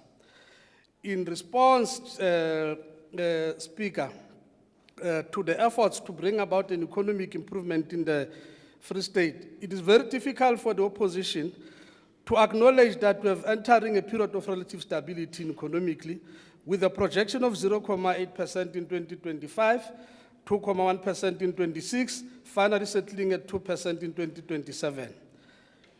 In further consolidating the growth, economic growth, the government is strengthening the Free State-India business dialogue meant to encourage investment. The issue of the Val River City region is being consolidated. The appointment of the FDC board, including the Premier's Economic Advisory Council.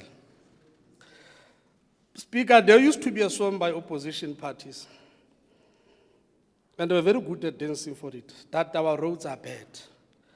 Now that the roads are being repaired, we don't hear the remix that says the roads are getting better. It's very difficult. This includes the Kronstadt Road, that a member of the opposition came here to sing a song, that Premier, go and drive there with your car. Today they are unable to bring about the remix. That road is being repaired. It is difficult. Is it that difficult or that painful for the DA, the opposition, to stand up and say, Premier, thanks that your government has intervened and the roads are being repaired? Kapari di fofu. Hotata guy to say we complained about the Fixback Road, and thanks to the ANC Premier of the Free State that the road is now being repaired under your leadership. Is it so hard to say, as the opposition, we hate you ANC government, but we can at least be honest and acknowledge that in education, you are still the best in the country. Health has challenges, but access is not an issue for our people. We had one organization here, Premier. They also came with a song, and I'm still waiting for the remix. They said MUCCP is not operating for 24 hours. Is it difficult for them to concede that it now operates for 24 hours and the ANC government has delivered that? Bring up the remix, gentlemen, because the developments on the ground requires you to sing the remix and tell the truth to our people. Is it painful for the opposition to say, Premier, we marched around the Free State looking for government mistakes and failures, but we stumbled upon a newly built ECD center, Dr. Sello School in Phil Jones Kroon, and a soon-to-be renamed new school, Tate Mahwe. Is it painful for them to say so? Or don't they see, like in April, their eyes have chosen to be fool's eyes? We know it's painful, but it should not be impossible to say, yes, we as the opposition, we do acknowledge that this government, these state-of-the-art schools are built by the ANC government. Speaker, will there ever be a day where they say, we know we are opposition?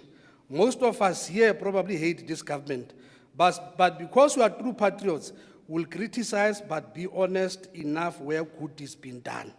What type of opposition behave like enemies of progress and development? Like the reality of many societies, we do have our challenges and good stories to tell as well. They must be told even by our opponents.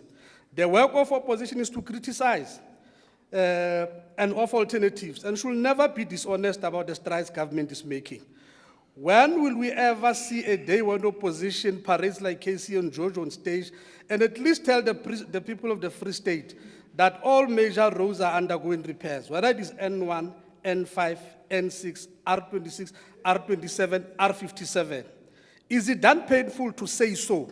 Even when you know that as you drive to the Eastern Free State or to the Northern Free State, you do encounter what is called stop and go. Perhaps your eyes do not see. Whilst the opposition saw with their naked eye, and they are terrified to admit that this government has intensified the delivery of houses, but they will never tell.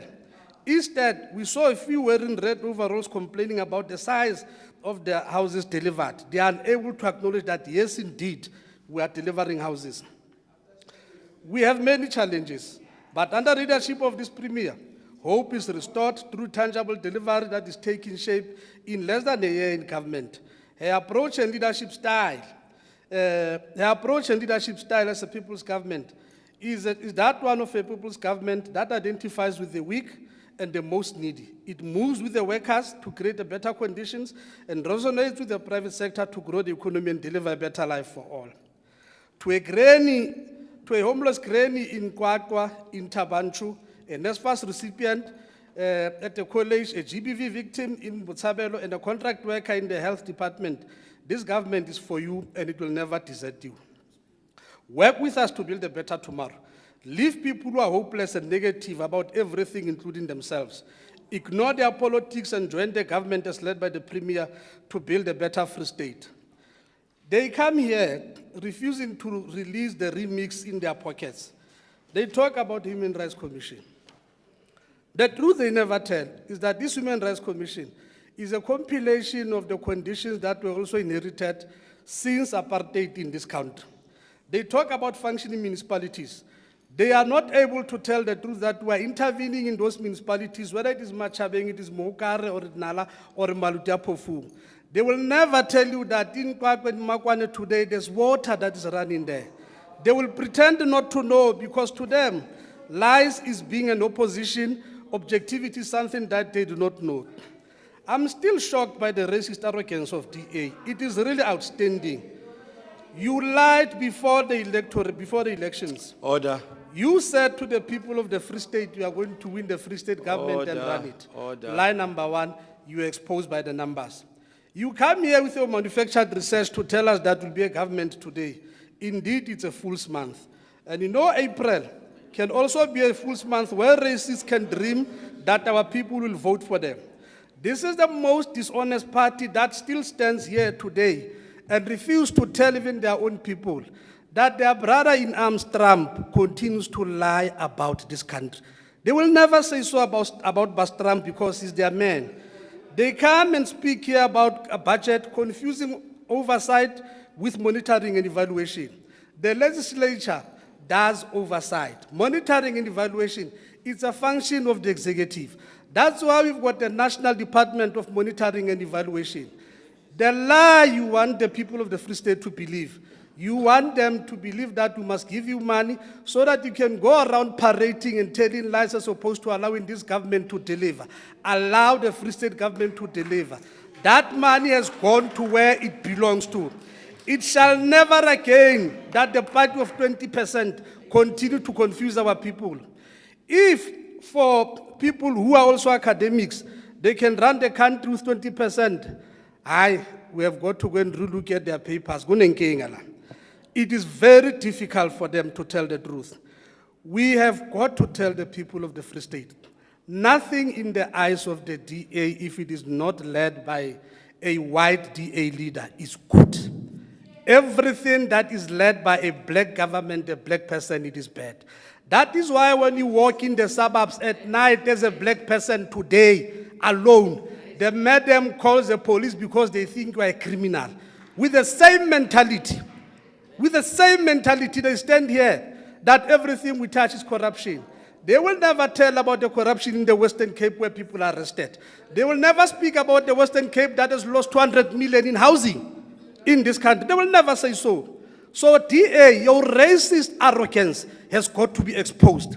In terms of what we came to tell about the premier here, you came to confuse, the budget of the premier with the report of the AG. You've got portfolio committees to go and do that. Here, we are strengthening this office to make sure that it is able to execute the leadership role of government. It is painful to acknowledge, like I said, that under the apartheid, there was no Waterfall Mall. It is painful to explain. There was no Mimosa Mall. That youths that you see today, it was not like this under the apartheid. They've all been rebuilt by the African National Congress. It is painful for you to say the N1 you're driving on, we have built it as a democratic state. It is painful to say that we even fought for your own liberation to stand in the house and criticize government. Under the government of de Klerk and Malan, they would have arrested you. Thank you very much.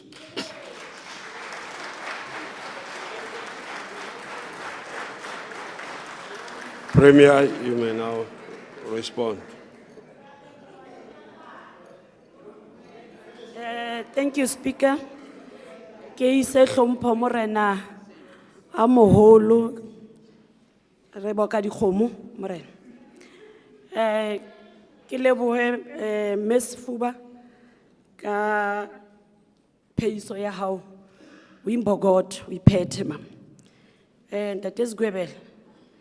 We ngoletse speech, ba re na o se ngoletse ke mang. Le wena ntate Mokoena o nkile dikarabo tsa ka kaofela. Empa o re pele ke qala ka hore most of the issues that were raised ke ntate Tlute aba ka ba ya back to Hansard and go through the speech ya me Dibulelo Manje. She answered all of what you've been raising today. So I can itshenyetsa nako with the minutes that I'm given here just to respond to what you're saying. And indeed, that is like the issue of human rights violation. Its origin. So I'm not going to pick that. But I'm interested. Ho araba ntate no abusang ali nosi. Ntate Jackelson kamon. Ha o bona khone lo sherela bana ba bang. O dula ile yena fela a debate ntate Mokoena le ntate kana ke ntate o le bona ntate Mokoena ba babedi. Ke sa le ba feletsa o tla mona legislature. Ha ba sa le hlepholela le anyane fela hore ke setjhaba sena se ba votetseng ba ke ba lutlwe hobane lona e sa le ba kena ka hore fela ba reke di votes ba reke batho ba ba ke ya ba le a kena fela mzabala zongona ha ba le shegele letho kore le batho ba le votetseng ba ipotsa na le kae. So don't complain about motho a act because ntse re na le lona ka mona le bo act ba promotseng fela ba sa etseng letho ka mo. So ha re ka itshwenya bana lona le sentse ka di vote tsa batho ba rona le re latetse batho bana ba votele DA le re le tlo remela e sa le fihla mona ha le bui lutho o debate le mo mehleng one man no Speaker ntatare ke bua rubbish ne ke kopa utlwa rona ebe o kae araba jwa. Are you going to be able to repeat what you are saying outside? No, are you going to be able to repeat it outside? Say yes or no. Let me first educate him, Honorable Speaker, through you, Ndate Jackelson. Ndate Jackelson, you see, sometimes you are being lobbied, and when you are being lobbied, you don't apply your mind correctly. Monitoring and evaluations about accountability, learning, and performance improvement. Yes, Ndate Mokoena is right. It's an executive role. Go and read the roles. You are doing what you call oversight, not monitoring and evaluation. Please don't confuse people, because you are already confused yourself. It is an executive function. And ANC hayatsa phoso ntate. This role, it's even in the presidency. It has a minister, it has a deputy minister to show how important MNE is. So your problem is that, indeed, Ntate Mkwena is correct that you want money to go and do oversight individually, not even respecting the legislature, because yourselves, the committee, here, there's what you call portfolio committee. So most of the time, you just want to run around here, order information, and come back and claim to be a committee. Committee has its rules, and the committee has its chair, and the committee functions as a committee. When you do your constituency work, don't confuse it with a committee role. Please don't ever do that. And you'll never get that money, unfortunately. I'm assuring you. Your problem as well is that you only... Premier, Speaker, can you have a seat, please? Can I request the Premier, in responding, address the House through the Speaker? Addressing them directly, you're inviting honorable members to respond to you. Please. thank you, Speaker. Speaker, they're not only concerned about monitoring evaluation. They were even concerned about the funds that are to GBV. Because to you, opposition through you, Speaker, GBV, it doesn't matter. That's why, Speaker, you'll never even see them in any of the campaigns that have been run by this government addressing issues of GBV. None of them. Especially when not DA and E and freaking FF. You've never attended a single event to show your interest. No, please, can I not be harassed in that? Speaker, even when I speak through you, but I've been harassed by Ntate Musa Esi. Honour member, please. Thank you, Honour Speaker. Honour Speaker, let me go to this point. There are people who have been paged. Paged by who? When you sign a contract, it has a beginning and the end. That's what we call a contract. So, but when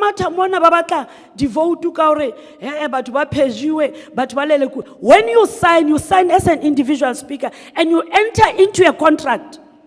That contract, it binds away the employer how. So, how it got to an end? EFF. How it got to an end? That contract. Is it paging? It's not. It's not. No, you raise the issue here of paging of employees when the contract has come to an end. And the other issue, the training and capacitating the employees is there in the budget speech. What more do you want us to do? You raise even the issue here, CFO in my office. That CFO is no more in that office. He's no longer in that office. Because you raised it as members here to say the CFO in the office of the Premier, Hana capacity, he's not even qualified. So he was moved. We're not going to be run by your feelings here. And EFF, Honourable Speaker, you can't come here and debate the budget of the Premier. Ntate Saki wa adreke yana motho wa house o tlo di ba itang when Ntate Saki atla mo a tlo present how batla o nkaisa matlo nna when this office is a coordinating department. No, he'll come and answer that during his budget.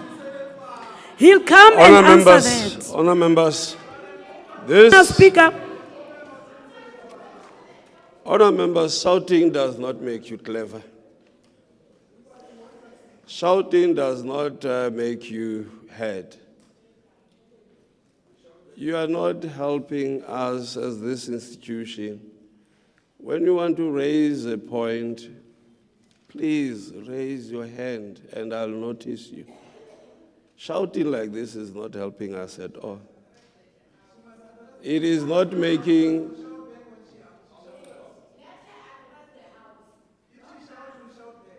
Are you now shouting at me?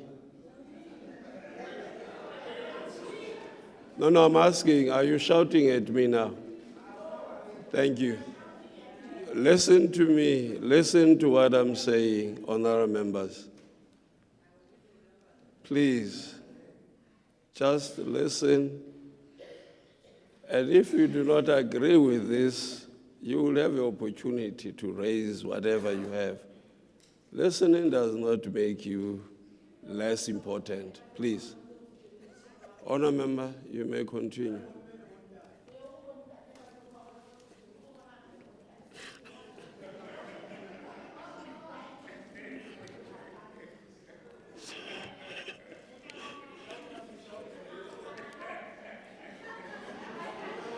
Speaker,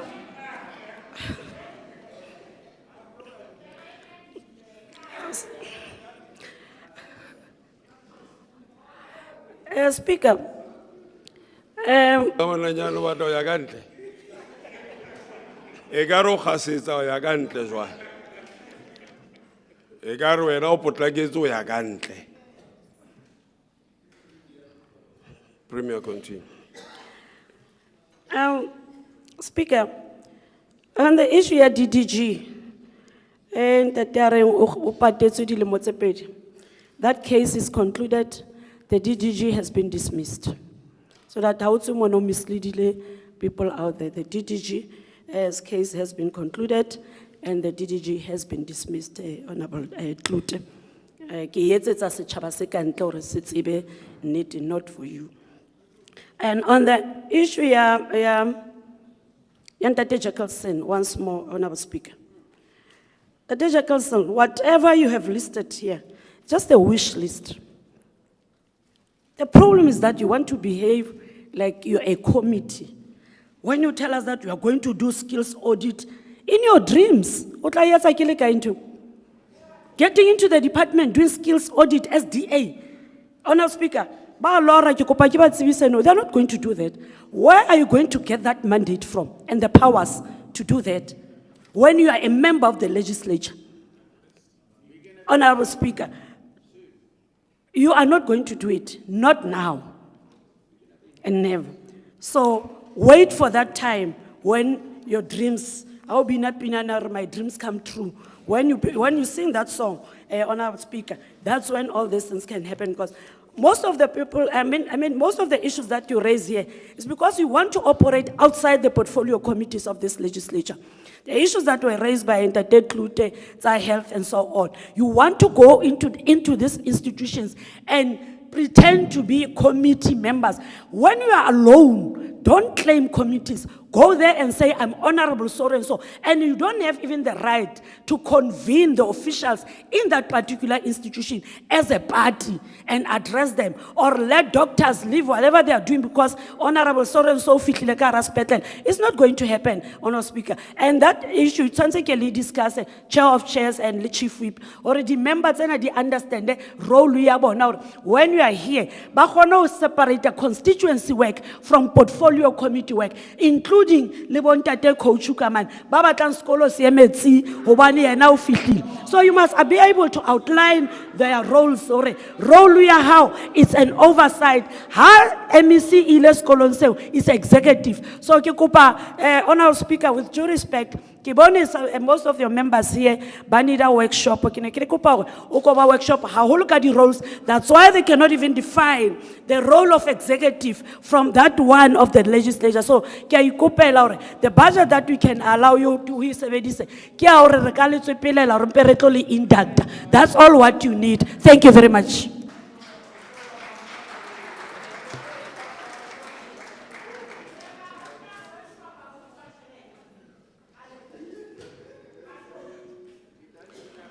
The reply by Honourable Premier concludes the debate on Vote 1, Office of the Premier. The Secretary shall read motion 2. That the second reading debate on the Appropriation Bill, B3 of 2025, be continued. Vote for Free State Provincial Treasury. The vote before the House is vote for Free State Provincial Treasury. The Honourable MEC Ntate Makume may now address the House.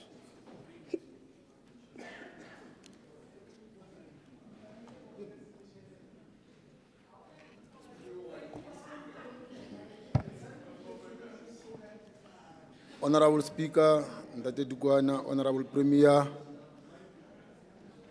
Deputy Speaker, members of the Executive Council, Chair of Chairs, traditional leaders, Marena, Morene Moholo, members of the Free State Legislature, executive mayors, mayors and councillors, acting Director General of the province, heads of the department, CEOs and provincial public entities, chairperson of the respective provincial boards, distinguished guests, people of the Free State province, esteemed ladies and gentlemen, Dumelang, Molweni, Khuyemore, good morning. Honorable Speaker, as we commemorate the 31st years of freedom, we are reminded that democracy is not an event, but a journey, a continuous process that must be nurtured, deepened, and translated into real and lasting change in the lives of our people. We are equally reminded of the Constitution of the Republic of South Africa, which acknowledges the injustice of the past. Through our freely elected representatives, we have adopted the Constitution as the supreme law of the country, with the express and intentional purpose to, number one, heal the divisions of the past and establish a society based on democratic values, social justice, and fundamental human rights. Two, lay the foundations for a democratic and open society in which government is based on the will of the people or citizens and free, and every citizen is equally protected by law. Number three, improve the quality of life of all citizens and free the potential of each person. And lastly, to build a united, democratic South Africa able to take its rightful place as a sovereign state in the family of nations. This month, we pause to reflect on the progress we have made. As a province and a country, we also take the opportunity to re-examine the work that lies ahead as we strive to build a more just, equitable, and prosperous society. Honorable Speaker, economic freedom is a fundamental to human dignity. For millions of our people, the true measures of freedom lies in access to economic opportunities, quality services, and an enabling environment in which they can thrive. This is why the work of the provincial treasury is about far more than managing public finances. It is about fostering economic transformation, enabling inclusive development, and sustaining the very foundations of our democracy. Freedom Month compels us to ask ourselves, have we done enough to change the lives of our poor people, the unemployed, and the marginalized? The answers to these questions are not found in speeches or slogans, but in the manner in which we plan, allocate, spend, and monitor public resources. Our performance as stewards of the public purse must reflect a commitment to improving the lived realities of our people. As custodians of the provincial fiscus, our sacred duty is to ensure that freedom is not undermined by wasteful expenditure, corruption, or inefficiency. Every mismanagement rant is a missed opportunity, an opportunity to uplift a household, to build a school, maintain critical infrastructure, or provide clean to a rural village.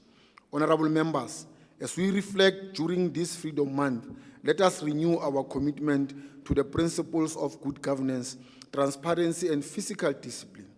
Let us continue to build a public finance system that supports service delivery, economic growth, and the employment of all citizens, particularly the most vulnerable.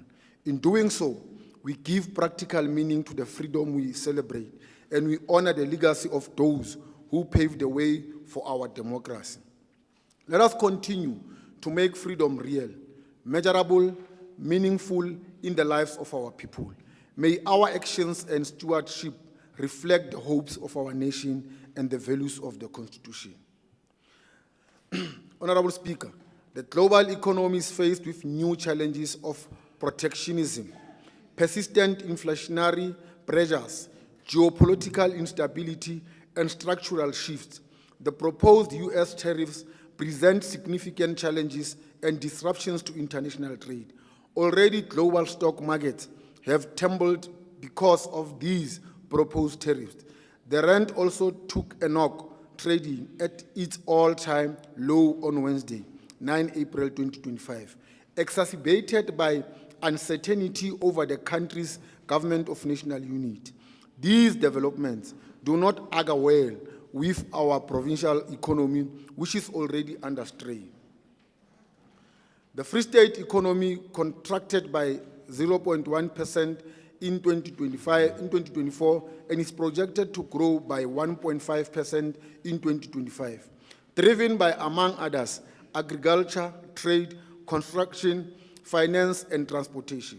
However, sustainable economic growth will require decisive reforms in energy, logistics, and investment facilitation, alongside strengthened public-private partnerships and targeted SME support, attracting foreign and domestic investment, while aligning skills development and industry needs will be fundamental to achieving long-term economic resilience. The focus should also be on job creation, inclusive and sustainable growth. Honorable Speaker, allow us to provide details of the vote allocation per program. The provincial treasurer is allocated a total amount of 384 million for the 2025-2026 financial year.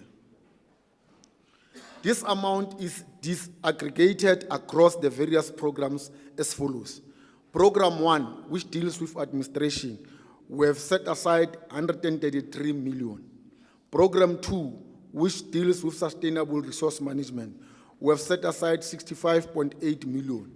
Program 3, which deals with assets and liabilities management, we have set aside 72.5 million. Program 4, which deals with financial governance, we have set aside 34.1 million. And Program 5, which is the municipal finance management responsibility, we have set aside 78.4 million. Now I will start with Program 1. The role of this program is to provide leadership and strategic management in accordance with legislation, regulations, and policies, as well as to ensure that there are appropriate support services to all our programs. Honorable Speaker, as we reflect on the allocations within this year's budget, it is important to acknowledge not only the visible output of our programs, but also the crucial machinery that enables them to function. Allow me to share a simple analogy. Imagine provincial treasury as a symphony orchestra performing a complex and beautiful piece of music. The line functionaries and departmental leaders are like the musicians and the conductor.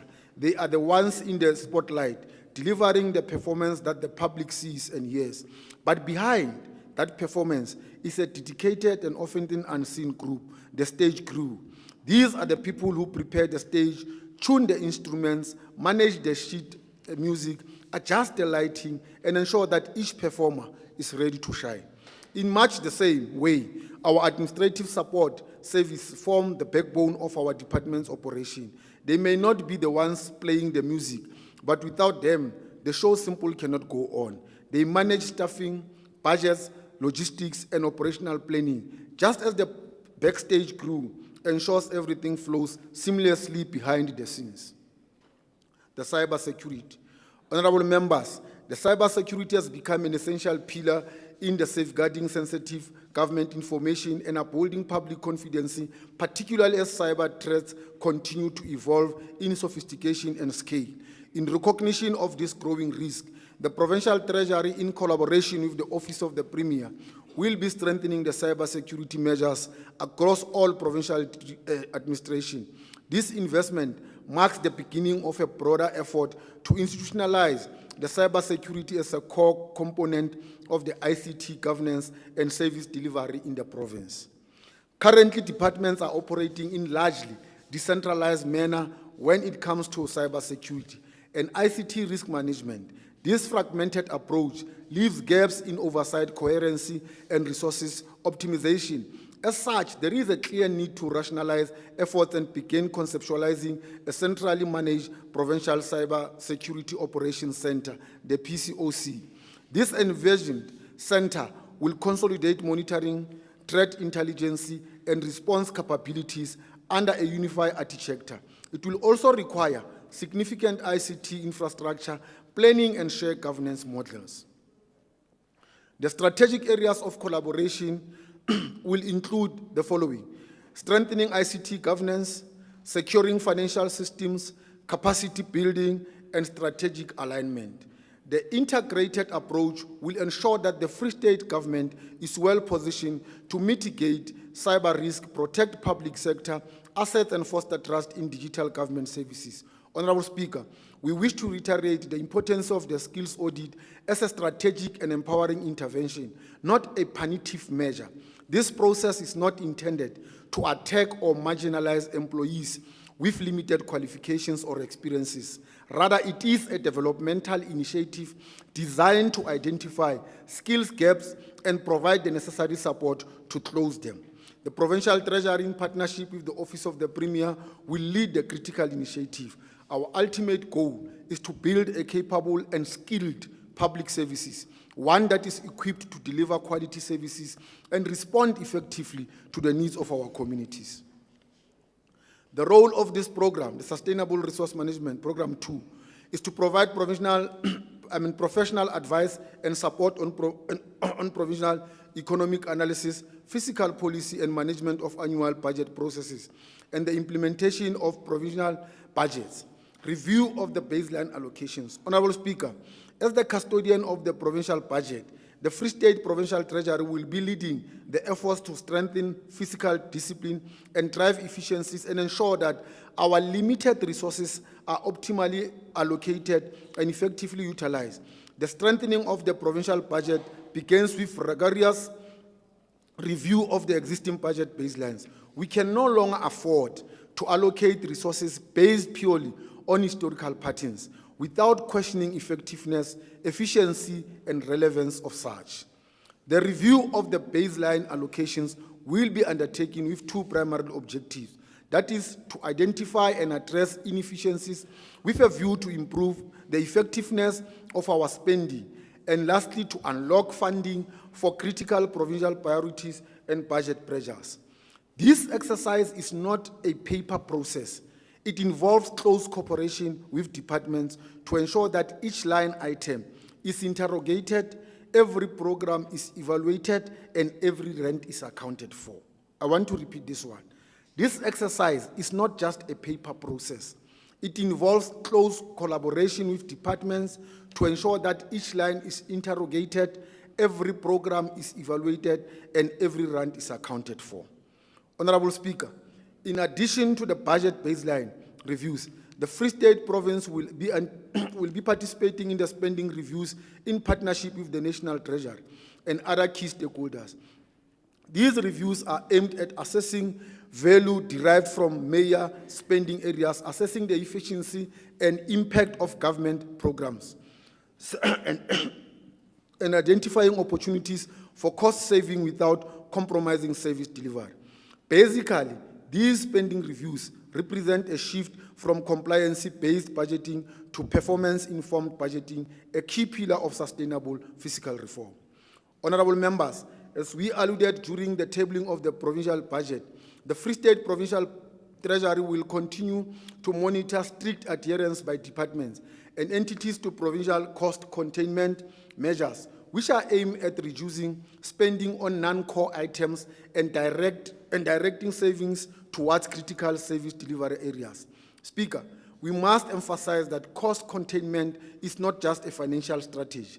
It is a moral imperative. We owe it to our citizens to ensure that every rand is spent with care, purpose, and measurable impact.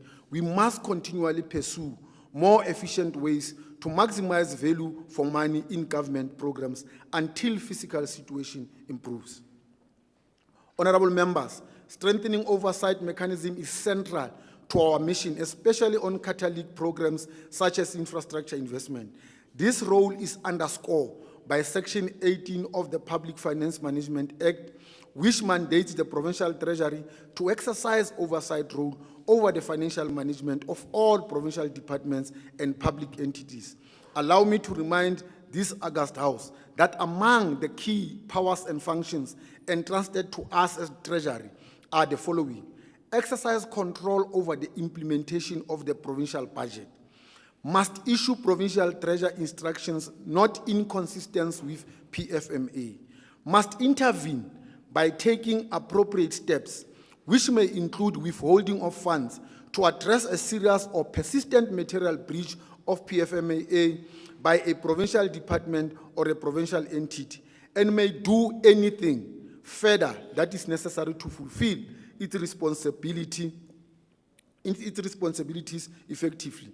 To this end, in this financial year and going forward, we will intensify our oversight role on expenditure control, infrastructure delivery management. We must cap delays, budget overruns, and non-compliance infrastructure delivery, which tend to weaken development outcomes and erode public trust in government. Honorable Speaker, to address the provincial treasury, will implement stricter monitoring framework for infrastructure projects, improve planning and costing accuracy throughout the technical support, technical support and the training. Ensure alignment between infrastructure spending and long-term provincial development goals. Strengthen our monitoring structures by ensuring that the MEC for Finance and the head of Department for Provincial Treasury preside over quarterly infrastructure and expenditure review meetings. These sessions will serve as platforms where departments are held accountable for their respective infrastructure projects and expenditure trends. We will further reinforce the infrastructure delivery mandate system, the DMS, the IDMS, to improve the life skill management of infrastructure projects from conception to completion. Speaker, the support provided to municipalities in relation to infrastructure delivery will continue in 2025-2026. We are equally delighted that approval for the implementation of PING 2 has been granted by the National Treasury. This program seeks to enhance the efficiency of municipal infrastructure plans and implementation.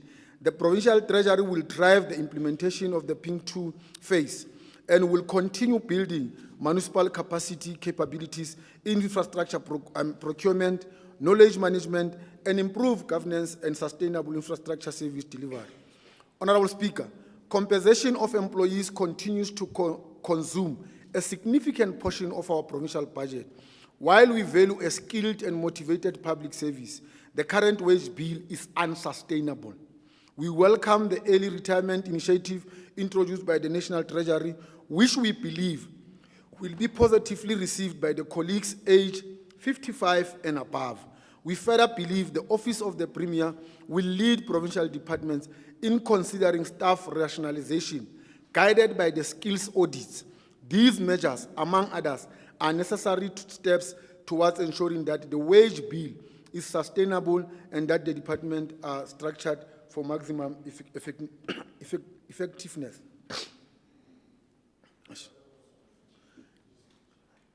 In the last year's vote speech, we emphasized the urgent need for the province to enhance own revenue mobilization capabilities. Honorable members, today we are proud to report that these efforts have yielded encouraging results. We have registered significant improvements in revenue collection. The revenue collected as at the end of February 2024 exceeded our average target of the 2025 financial year. This is not just a counting milestone. It is a sign of improved compliance, enhanced governance, and an emerging culture of accountability across our revenue-generating institutions. However, we must be realistic. Transfers from national fiscus are no longer sufficient to fund all our provincial priorities.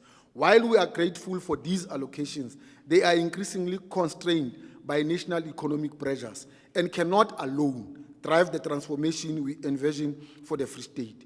We must accelerate our efforts and expand and strengthen our own revenue base, not as an optional reform, but as a strategic imperative.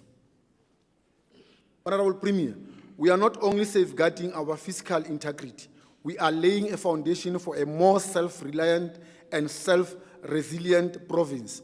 Every rand collected is a step towards a better road better hospital, safer community, and growing economy that benefits all. The decision-making is informed by research, is essential for effective governance, sound policy development, strategic planning, and efficient budgeting. We are pleased to report that in 2024, we hosted a highly successful research colloquium featuring exciting and insightful presentations from young and old academics at the Central University of Technology and the University of the Free State, as well as other established researchers. In the current financial year, we are proud to continue this important initiative and will once again host the annual Provincial Research Colloquium in partnership with CUT and UFS and other stakeholders. Speaker, in addition to the research colloquium, the Provincial Treasury will publish the Socio-Economic Review and Outlook, the Municipal Economic Review and Outlook, and the Medium-Term Budget Policy Statement for the province, which we believe will assist our stakeholders in executing their respective works. The role of this program is to provide, Program 3, is to provide policy direction, facilitate effective and efficient management of assets, liabilities and financial management system, and procure transversal and cross-cutting goods and services. The 30-day payment. The financial capacity of our provincial departments and entities has experienced notably deterioration over the past 2 financial years. This decline is evidenced by the persistent challenges of the Free State provincial departments and entities face in meeting their obligations to pay suppliers within the prescribed 30-day period. Accruals from previous financial years continue to rise annually. This has been further compounded by inadequate cash flow, which has, in turn, resulted in the ability of some departments and entities to honor payments owed to suppliers from prior financial years. These mounting obligations have exerted significant pressure on the current department and the budgets. The Free State Provincial Treasury remains steadfast in its oversight role. We will continue to closely monitor the performance of all departments and public entities, particularly their compliance with the 30-day payment requirement. Furthermore, we are committed to providing the necessary support and guidance to help departments address and resolve the root causes of non-compliance. Unethical behavior. In response to unethical behavior and alleged corrupt practices within our governance system, particularly instances where certain officials have reportedly demanded payments or so-called toll gates from suppliers, the Free State Provincial Treasury has over the years implemented robust grievance processes. These mechanisms enable suppliers and stakeholders to report unethical conduct and suspected corrupt activities within the provincial government framework. This reporting system ensures that the relevant accounting officers are empowered to investigate allegations, hold implicated individuals accountable, and enforce consequence management where necessary. Such measures reflect our continued commitment to promoting integrity, transparency, and ethical governance. The verification of staff or headcount. To address the persistent issue of verification of staff, the Free State Provincial Treasury is mandated to manage and maintain the PESAL system within the province. As part of this mandate, the Treasury provides technical support across all transversal systems and continue to build capacity within provincial departments to ensure these systems are used efficiently and effectively. To help departments align their personnel compensation budgets with the actual staffing reflected on PESAL system, the Treasury is committed to assisting with the implementation of headcount exercise. This strategy is a critical tool to ensure that personnel budgets correspond with verified staffing structures, enabling departments to plan and make decisions based on the accurate and reliable workforce data. Honorable members, as we highlighted during the tabling of the provincial budget speech, the Provincial Treasury and the Office of the Premier, in collaboration with other departments, will spearhead a campaign under the theme, "Where is who and who is where?" This initiative aims to accurately verify the placement and the existence of personnel across provincial administration Through this campaign, we intend to identify and significantly reduce the number of possible ghost employees within the system, thereby promoting efficiency, accountability, and the prudence of the use of public resource. Program 4. The role of the financial governance program is to promote accountability through substantive reflection of financial activities of the province, as well as compliance with financial norms and standards. Honorable Speaker, all provincial departments, public trading entities, and other funds submitted the required documents related to the annual financial statements in terms of Section 40 and 55 of the PFMMA by the end of May 2024 to the Auditor General. We are pleased to announce that for the first time in 9 years, the provincial PFMA audit outcomes had no adverse or disclaimer audit opinion. 10 of the 13 provincial departments, that including legislature, were able to obtain either a clean or unqualified audit with opinion for the 2023-2024 financial year. The audit outcomes for the 2023-2024 financial year again showed a slight improvement, with provincial treasury, legislature, and housing fund obtaining unqualified with no findings. It means it's a clean audit opinions, while 2 departments, namely sports, arts, culture and recreation, as well as human settlement, improved from qualified audit opinion to unqualified with findings audit opinions. Free State Development Corporation has improved from adverse or to a qualified audit opinion. Honorable Speaker, to enhance the quality of the annual financial statement and to consequently quality of consolidated financial statements in the 2023-2024 financial year, the Provincial Treasury has embarked on a number of initiatives, which amongst others includes the following: the quarterly interim financial statements of all departments, biannual financial of public entities, trading entities, the housing fund, and the legislature were assessed, and detailed assessment reports were provided by the accounting officers and CEOs with clear guidance on ratifications to be done.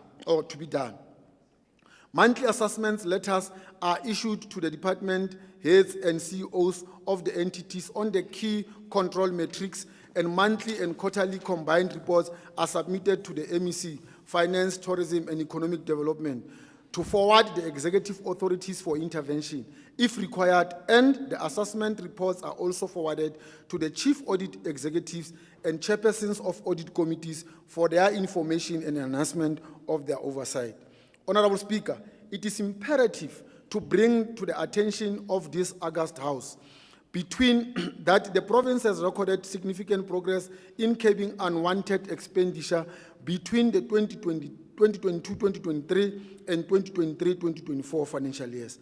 This marks a commendable milestone of which we, as a province, can be proud. However, we remain mindful that more effort is required to sustain and build on this progress. Departments and entities should still do more to curb it and finalize accumulated outstanding investigations. At the heart of building a capable and developmental state lies the Provincial Treasury's unwavering commitment to capacity building and oversight.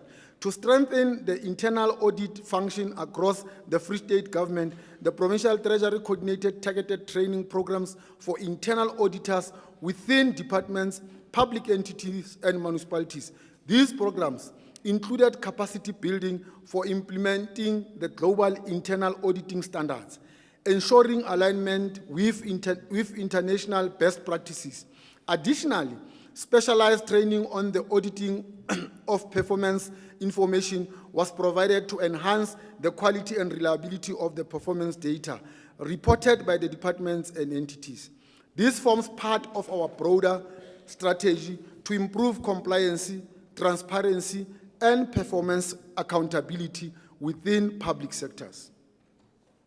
The Provincial Treasury's footprint in driving accountability is further evident through a range of initiatives to promote ethical governance and strengthening fraud prevention systems. These include enforcing fraud and ethics risk assessment, providing education and awareness campaign and fraud and corruption, and leverage our corporate membership and the Association of the Certified Fraud Examiners South Africa and the Institute of Risk Management South Africa to expose public servants to facet lifelong learning programs on enterprise risk management and anti-fraud strategy. It is for this reason that we also welcome the Premier's call today that there will be lifestyle audits.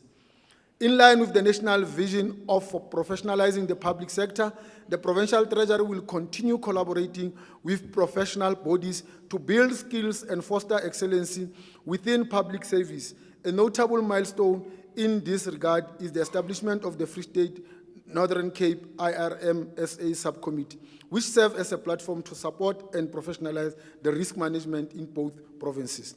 This initiative is instrumental in facilitating the path towards achieving certified risk practitioners status, enhancing the capacity of government institutions to manage risk effectively and proactively. The program's role, the municipal finance management. The program's role is to promote and improve financial governance and management at the local government. Honorable members, we align ourselves with the call by the Honorable President Cyril Ramaphosa during the State of the Nation address to review local government white paper to modernize and strengthen the local government sphere. The Provincial Treasury has observed a concerning decline in the financial management capacity within our municipalities, which threatens the delivery of basic services. To respond to these challenges, an amount of 78.4 million is allocated to this program as part of recalibrated strategy to support municipalities in distress. Our support will focus on critical areas, including timely submission of quality annual financial statements, addressing revenue challenges and unfunded budgets, and curbing unauthorized, irregular, fruitless, and wasteful expenditure.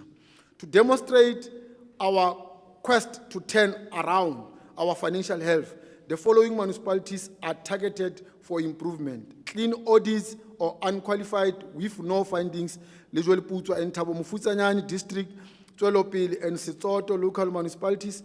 And for municipalities with disclaimers, we are intensifying our efforts to move them towards qualified audit outcomes at least. Honorable Speaker, to achieve the above, we urge municipalities to submit their draft financial statements and audit files to the Provincial Treasury for review and assessment by the 16th of August. There shouldn't be any extension that must be entertained. The Provincial Treasury will also be sourcing additional specialized support to assist with the preparation of high-quality AFS, enhancing revenue systems, and reducing the UIFWE. Honorable members, a major concern is most of our municipalities continue tabling of unfunded budgets, largely due to an unsustainable revenue basis. To address these, a dedicated municipal revenue team will be provided targeted support to 10 municipalities. We aim to increase the number of municipalities with funded budgets from 7 to at least 10 over the next MTREF. On the issue of the UIFWE, we will prioritize 10 municipalities with the highest level of such expenditure. Specialized support will be directed to Machabeng and Maluti Apofung local municipalities. To enforce accountability, our office will hold monthly engagements with mayors in collaboration with the MEC for COGTA. These meetings will also be led by the Premier. We'll track progress in areas like adoption of funded budgets, timely AFS submission, reduction of UFWE, and the billing and revenue collection improvement. We remain steadfast in our commitment to resolving the persistent challenges faced by our municipalities.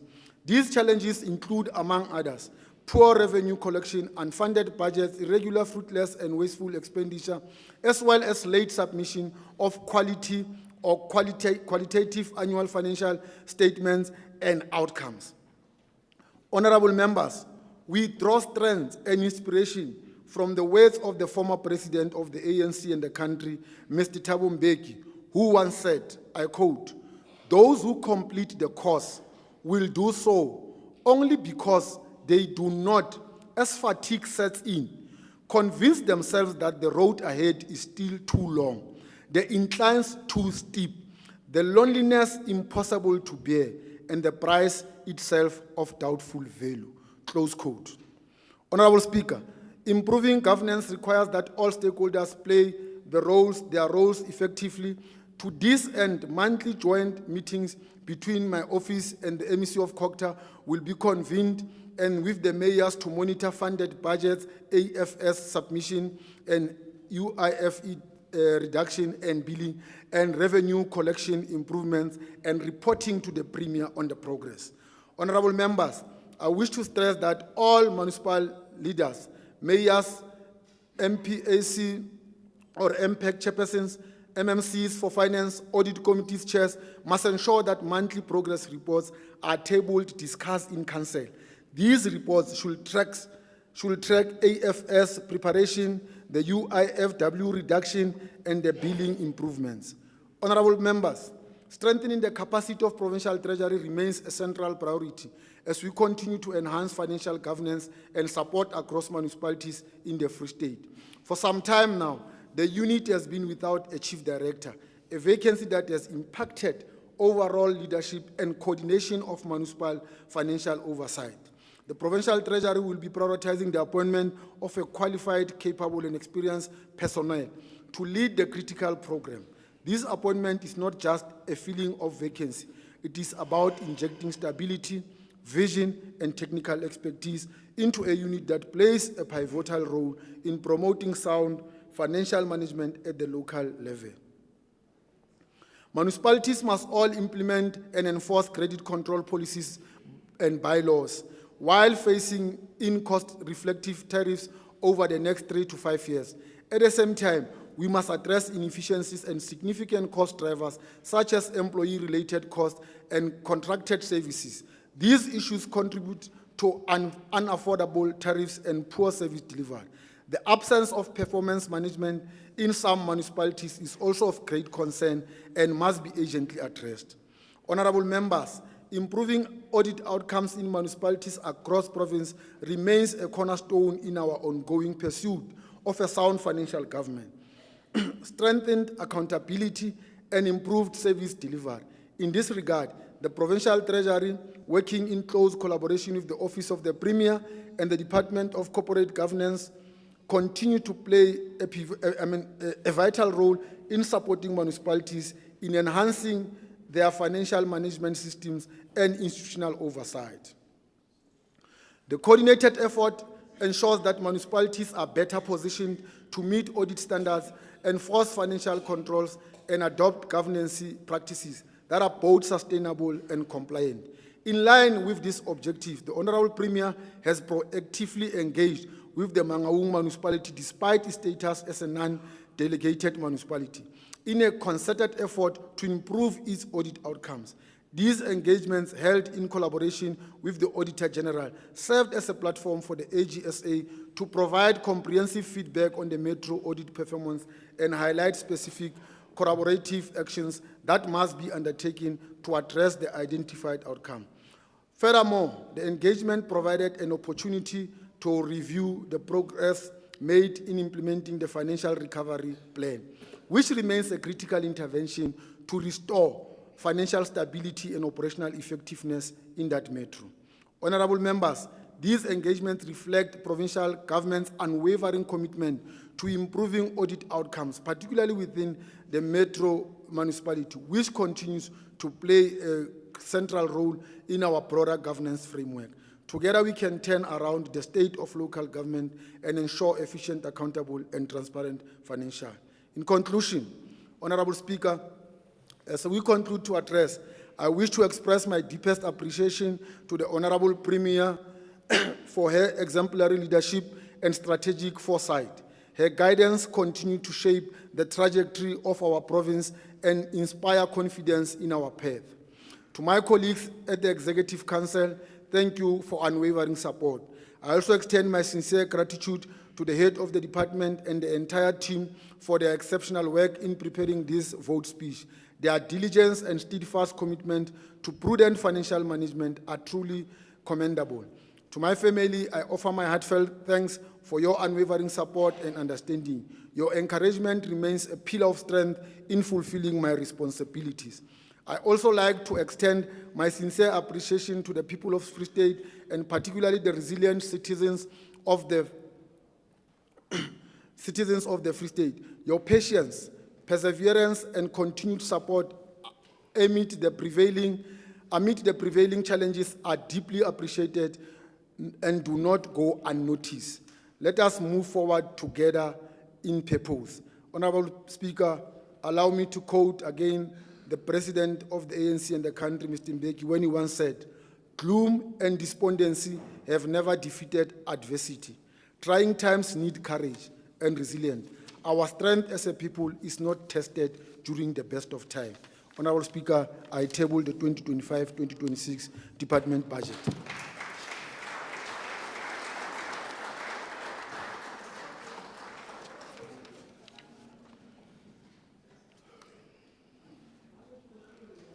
We proceed now to debate on the Honorable MEC's presentation of the budget vote of the Free State Provincial Treasury. Honorable Member Manche.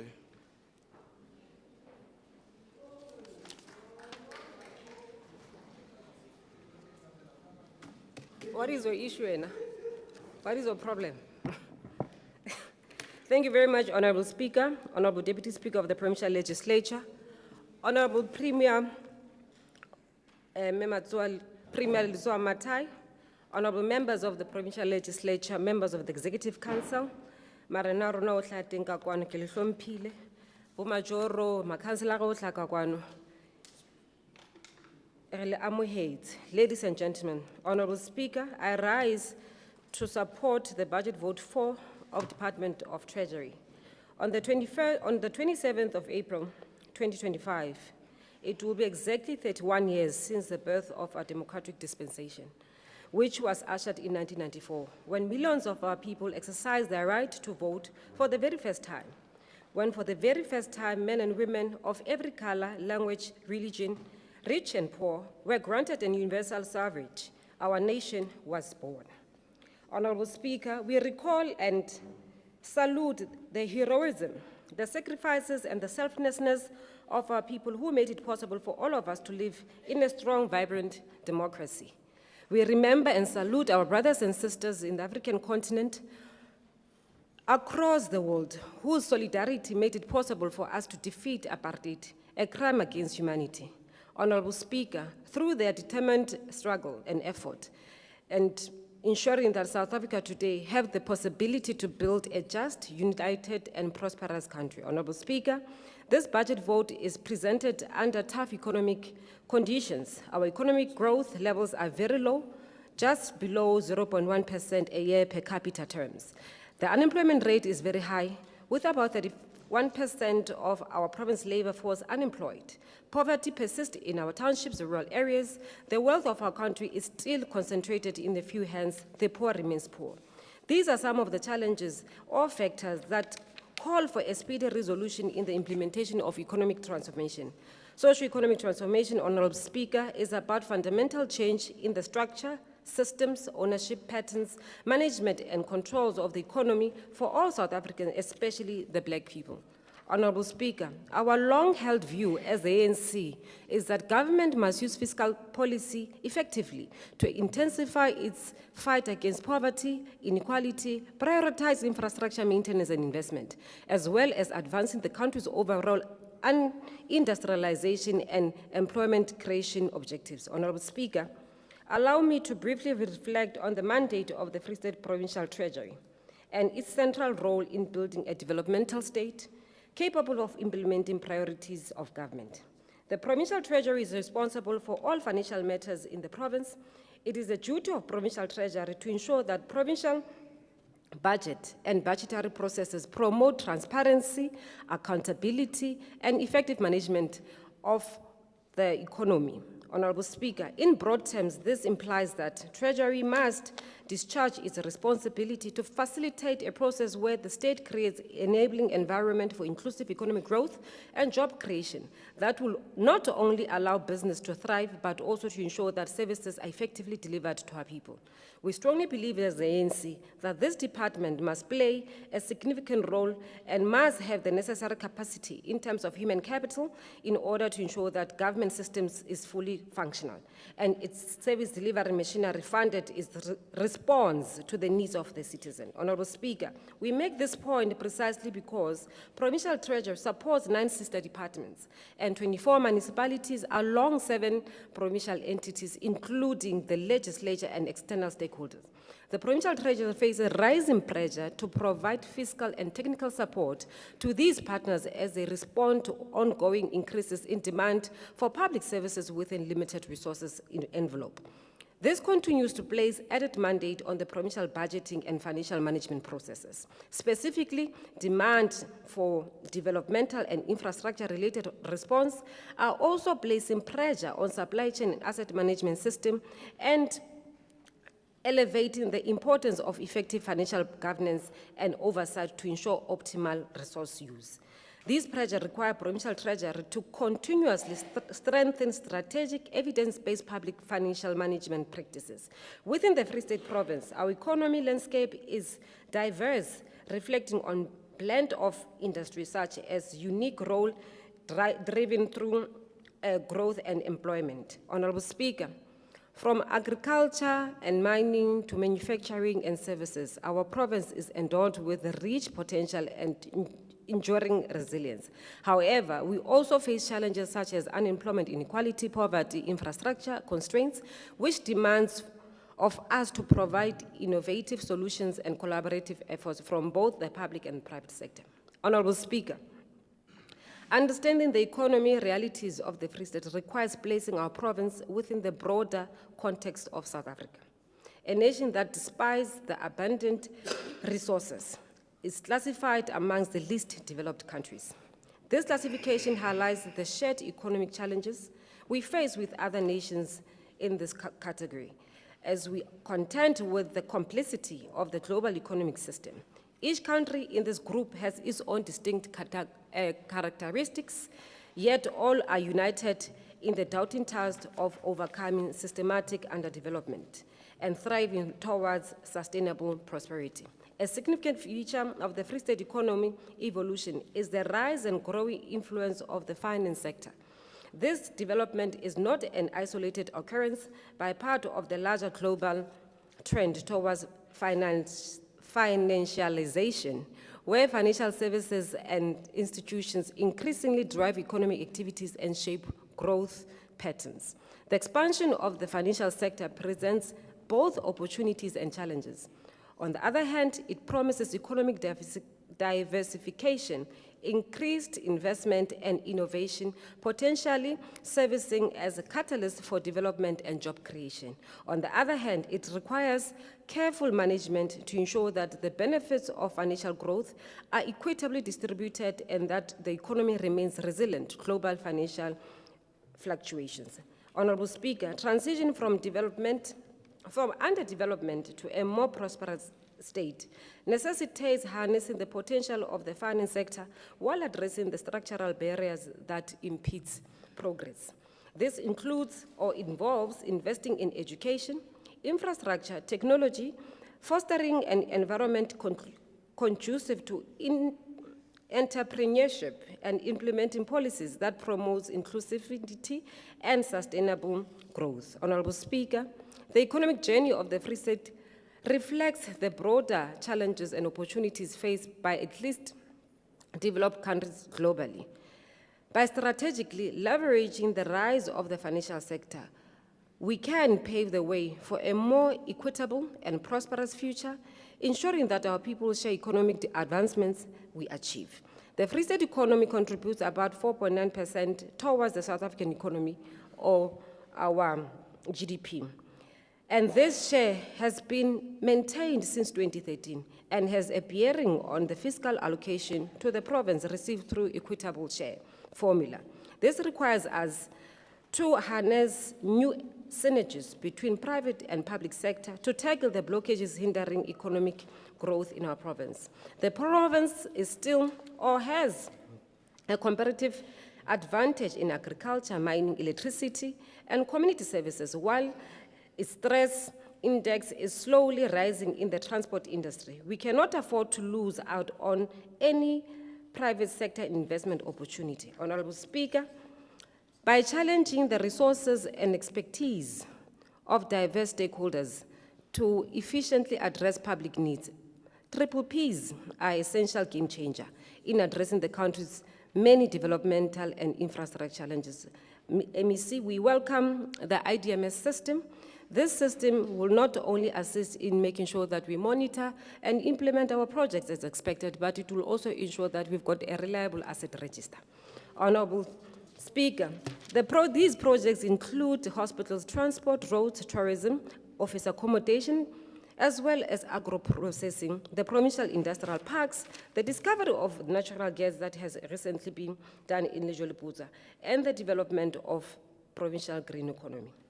Of all this, we must be aware, or we must undertake the fact that sole objective of addressing current gaps in terms of capacity, enhancing service delivery, boosting economic growth, and fostering sustainable development for our communities. Allow me, Honorable Speaker, to conclude this budget vote, or the support of the budget vote by the MEC, by reminding ourselves that the provincial treasury needs to play an important role in holding a mirror to ourselves, helping us to reflect on policies we must pursue and with vigor to rise our growth. Over and above that, we would have to improve our standards of living and recognize and understand the cost imposed on all of us by the scourge of poverty. Honorable Speaker, while we endorse this particular budget vote and support the Department of the Premier as well as the Department of Treasury, it must be noted that while playing this important role, Premier, by provincial treasury, it should also recognize that they are not beyond reproach. All, like other departments, were equal, and they must be bound by the same regulation and prescripts. Thank you very much, Honorable Speaker.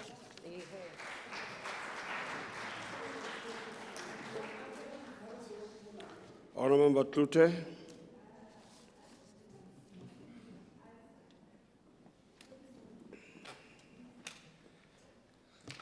Thank you, Honourable Speaker. Who is where and where is who? The MEC is playing hide and seek. I would never thought I'd hear the MEC playing hide and seek. Who's where and where's who?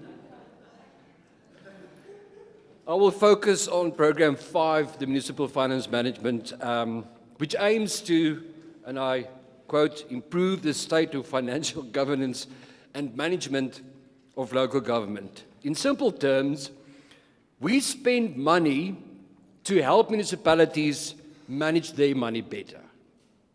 So how's that going?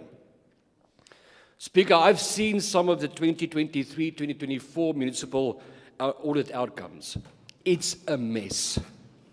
According to the Auditor General, municipal audit results have remained stagnant for the past 3 years, despite 71 million rand on reporting consultants.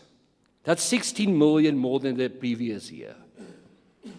Every single municipality has been classified as doing harm.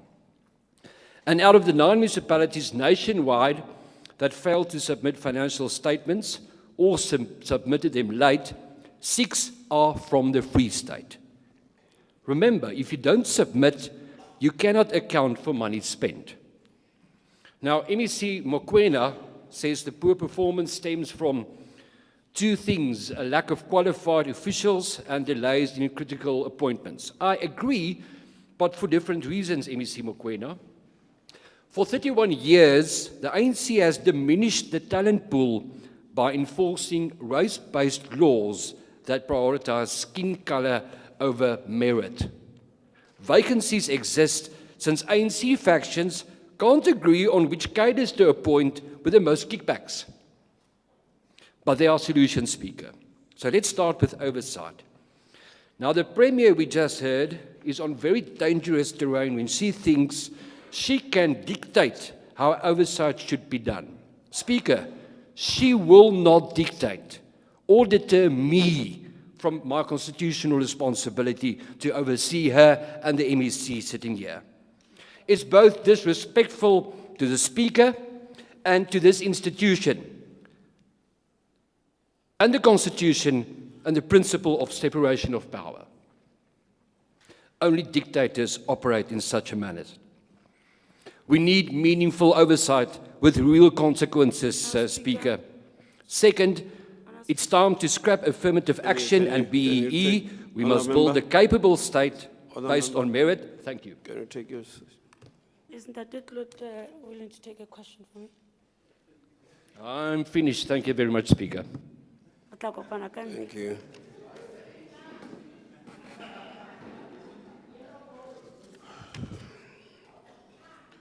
Honourable Member Mbalula.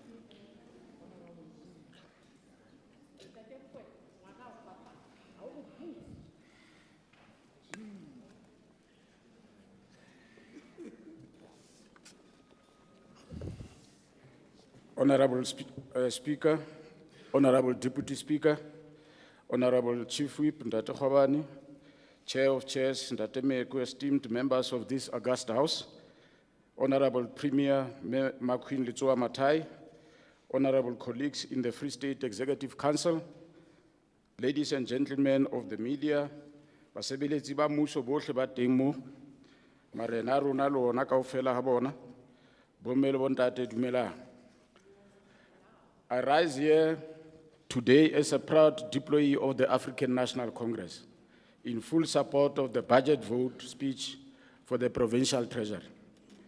The Free State Treasury serves as a bedrock of prudent financial management, fiscal oversight, and good governance in our province. And so, this budget must be understood as a strategic instrument to enhance our efforts towards a developmental state that places our people right at the center of transformation. This is not just a budget. It is a progressive commitment that gives practical expression to the ideals of the National Democratic Revolution. It is pro-poor, it is aligned with the ANC-led government priorities, and most importantly, it places local government at the coalface of service delivery to ensure that basic needs of our people are met with speed and urgency. Honorable Speaker, this is a budget of the people, for the people. It is unapologetically biased towards the poor and the working class, in line with our historic mission to redress the injustices of apartheid, from which some amongst us here immensely benefited. This is what we mean when we talk about radical economic transformation, that is deliberate reordering of our economy and the state to address the basic needs of the majority of our people. This budget is aligned with the broader vision envisioned in the National Development Plan, as well as the Economic Reconstruction and Recovery Plan of our country. It responds to the clarion call to build a capable, ethical, and developmental state. Honorable Speaker, through this budget, the department clearly commits itself to ensure value for money, improved oversight, and accountability. It commits itself to rooting out fruitless and wasteful expenditure and ensuring that public resources are used to uplift our communities. We are happy that the budget, as presented by MEC Makume, correctly recognizes the centrality of the municipalities as a sphere of government that is closest to the people and thus located at the coalface of service delivery. The budget rightly places a particular emphasis on building capacity at the local government level to ensure that municipalities are well-resourced, well-governed, and able to drive integrated development across. We commend the department for its targeted support in ensuring compliance with 30-day payment according to the PFMA. This is necessary in the current economic climate, especially for small, medium, and macro enterprises that depend on timely payment to stay afloat. This will help to stimulate local economy, empower emerging entrepreneurs, and restore the confidence in our government. Another important commitment in the budget is the support to departments and public entities to help them improve their audit outcomes. This support is fundamental in helping departments achieve unqualified or clean audits, and more broadly, in ensuring that public funds are used properly. We welcome the commitment to invest 10 million in strengthening cybersecurity measures across the provincial government. This is a welcomed investment and one that shall institutionalize cybersecurity as opposed to merely treating it as a by the way. We applaud the efforts by the department to strengthen processes through which to report cases where officials demand bribes or the so-called toll gates from service providers. The 7th administration is combat ready to surgically remove such officials from the public service and replace them with upright South Africans who are yearning for opportunities to serve. For this and other reasons, there is no doubt that the provincial treasury has a strategic role to play in ensuring that municipalities are capacitated to manage public funds effectively, comply with good governance frameworks, and deliver quality services to the people. In conclusion, Honorable Speaker, this budget vote speaks to the heart of our historic mission as the African National Congress. It is indeed a step forward in our pursuit of the inclusive economy, social cohesion, and the total emancipation of our people. It is a practical demonstration of the ANC's enduring commitment to build a South Africa that truly belongs to all who live in it. And so, the African National Congress welcomes and supports this budget because it affirms our long-standing commitment to transform the apartheid spatial and economic landscape, to advance the interests of the poor, and to build an inclusive, non-racial, and non-sexist society. I thank you.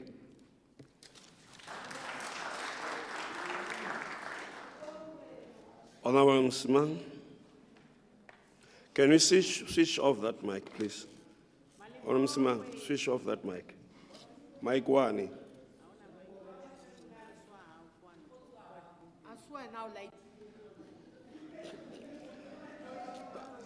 Comrade Nanyani, hela, me, agakopa wena, ke kopa ntate switchetse off, la o sa laetwa ke.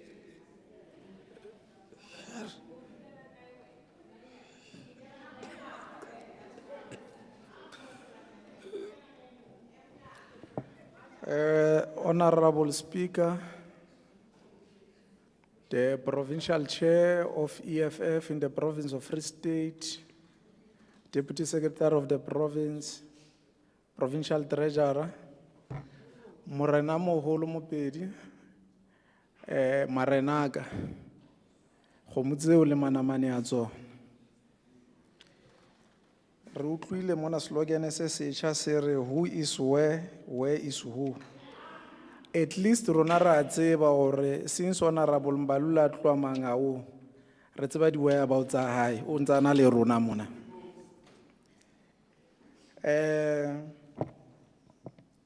Honorable Speaker, re na le mathata. For the past 8 years,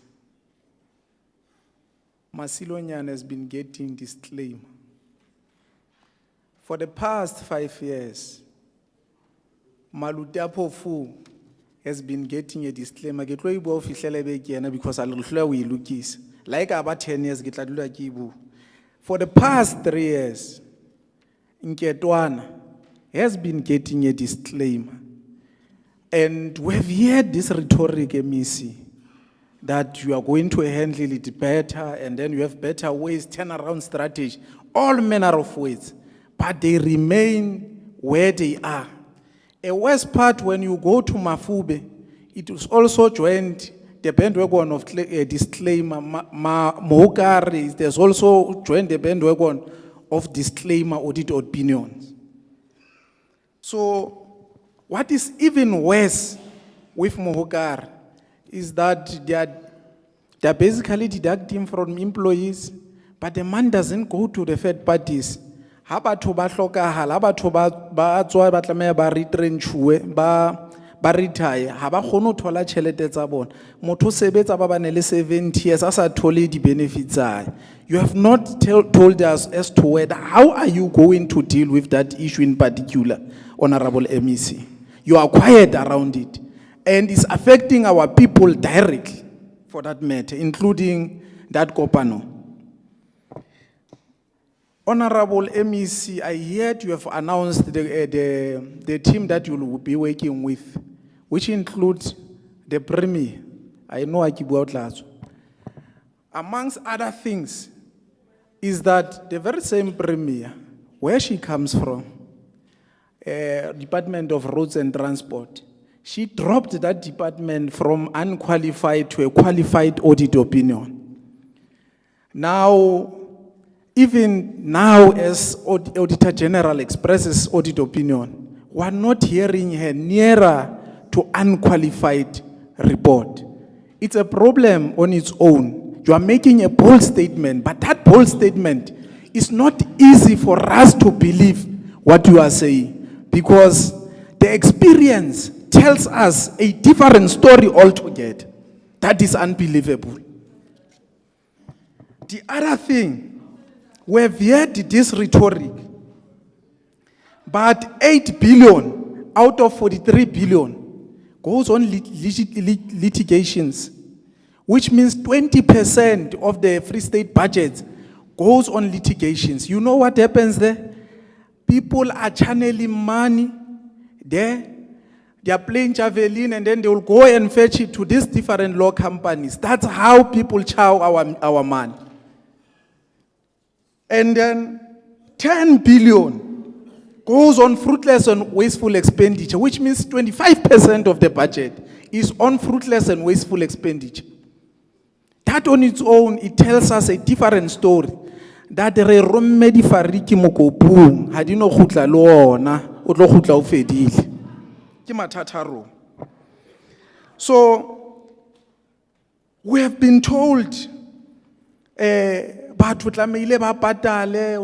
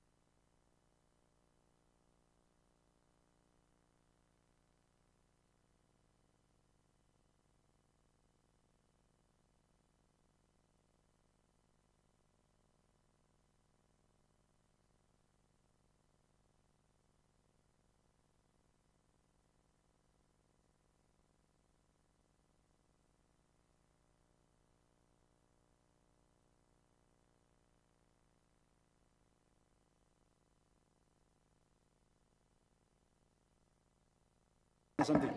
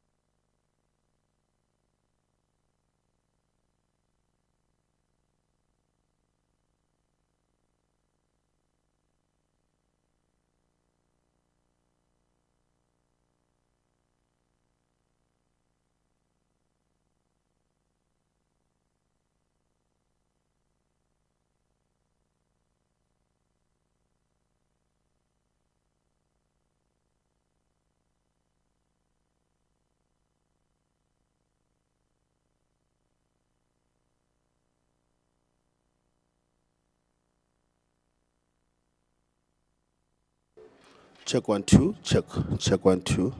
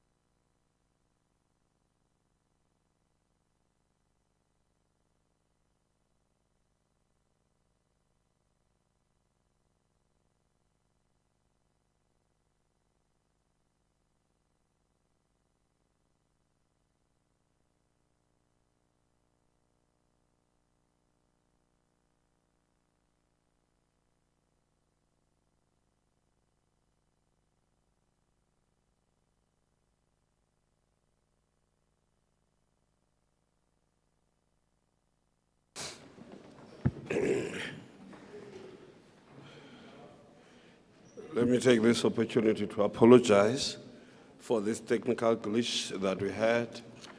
We hope that it will not be a common occurrence. We apologize profusely. And okay. Honour Member, Msiman, your time was left with 3 minutes, but because you behaved well, I'll give you the 4 minutes.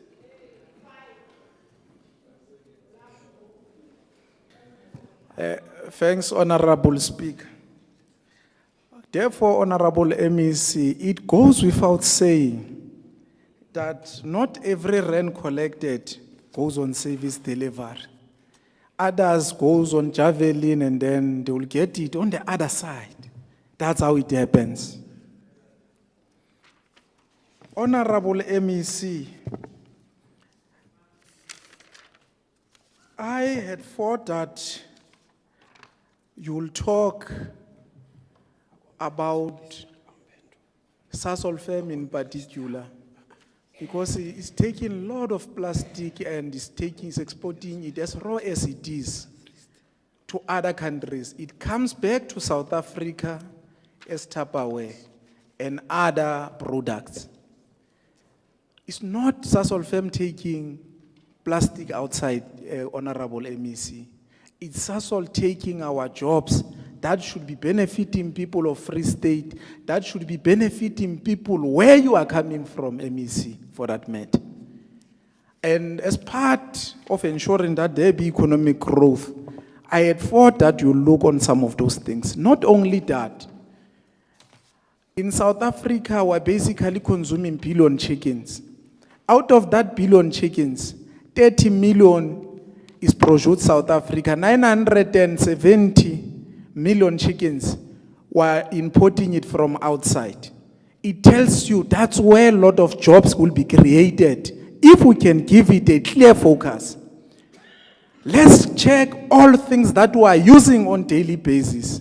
We are using Vascoms, we are using Vaslabs and other things on daily basis. Why don't we create jobs around such things that we are using on daily basis?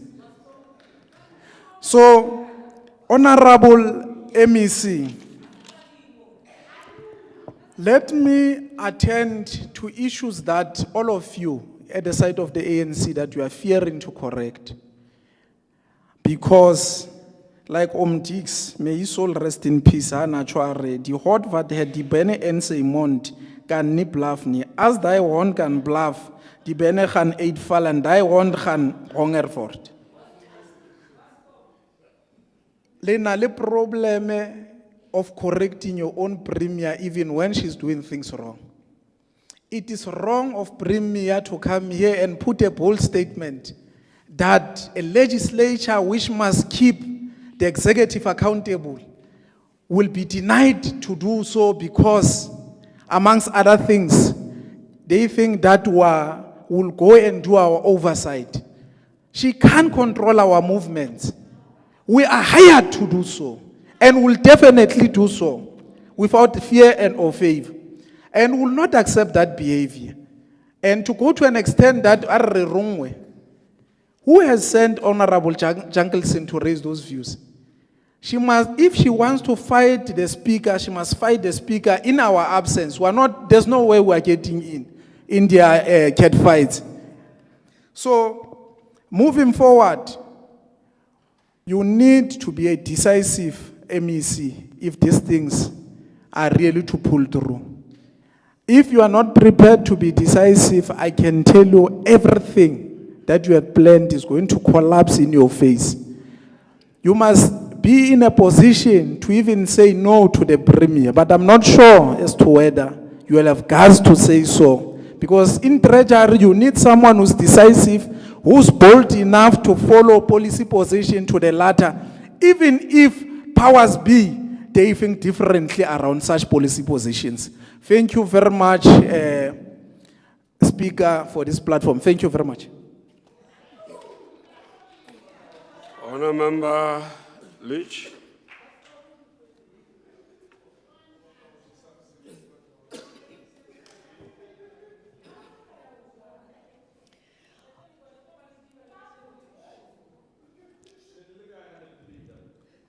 Honourable Member Leach, you may continue. Thank you, Honourable Speaker. Honourable Member Manje, ke bona ekare o ka lo dula ka ntle haufinyane. One word from you, you will be out of this house. One word from you. Honourable Member, that coach, wena le me Manje, one word from each of you. Leta ipumana le kante, kare leta tetse lunch. You can continue. Thank you, Honourable Speaker. It feels as if we are busy with the education speech. Honourable Speaker, Jack Welch said, good business leaders create a vision, articulate the vision, passionately own the vision, and relentlessly drive it to completion. Sadly, in the Free State, this principle seemed to have been lost in the fog of mismanagement, misallocation, and missed opportunities. Honourable Speaker, the Democratic Alliance welcomes any robust financial governance and institutions capable of managing their own funds, but we do object, and strongly do so, to the department's allocation of the budget. Due to persistent, unwanted expenditure, poor financial controls, and a lack of accountability across other departments and municipalities within the Free State. More can certainly be done to fulfill its mandates and core functions. With regards to oversight of other departments and public entities, for perspective, we find ourselves here debating the merits of a budget in a province where only 2 entities managed to achieve clean audits in the 2023-2024 financial year, while the province is estimated to have an overspending of 1.8 billion rand. And we speak of that as if it is pocket change. But 1.8 billion rand is 1,800 million rand. Take the provincial treasury's own numbers. Of the 384 million rand allocated to the department, 289 million will be spent on employee costs. That is 75% of its budget spent on salaries. This does not include what is spent on consultants. And while the department is not a direct service delivery department, its mandate is clear. It is responsible for exercising control over the implementation of provincial budgets, promoting effective financial and asset management across departments and municipalities, and intervening where there are serious PFMA and MFMA breaches.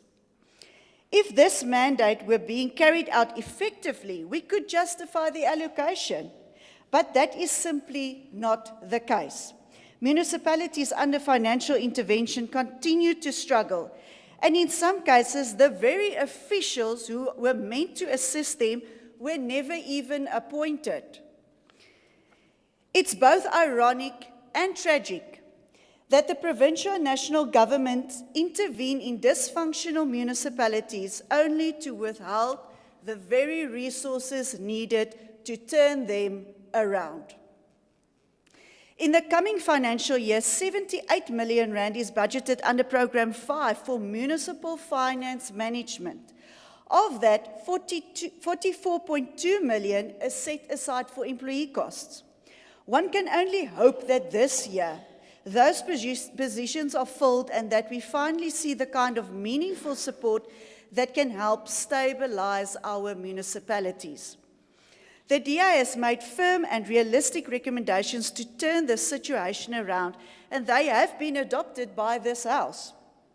Treasury should look beyond simply transferring funds and instead deploy skilled professionals such as chartered accountants to these municipalities. Progress reports must be submitted to PROPAC to verify that funds are achieving real outcomes and delivering value for money.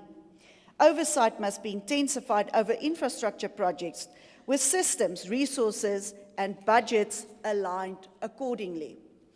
In addition, several million rand was lost to the department as it failed to appoint the very same officials who were supposed to assist municipalities with sound financial management, specifically those who are under Rule 139 interventions. It is ironic that provincial and national government places these municipalities under intervention and then fails to provide them with the necessary resources in order to turn things around. Honourable Speaker, with regards to provincial departments, the Democratic Alliance would like to again state that the departments of education, health, as the legislature, are severely underfunded, while departments such as the STIA and the Premier are overfunded.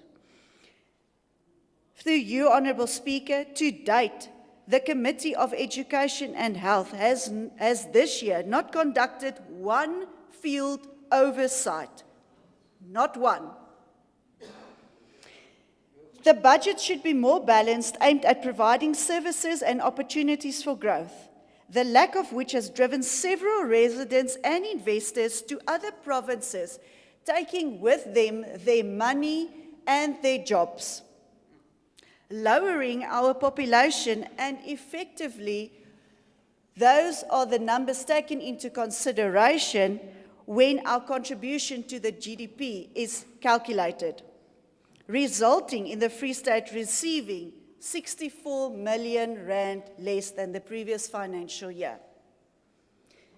In short, Honourable Speaker, the ANC is chasing away our investors. They are chasing away the money that's supposed to come to the Free State due to mismanagement.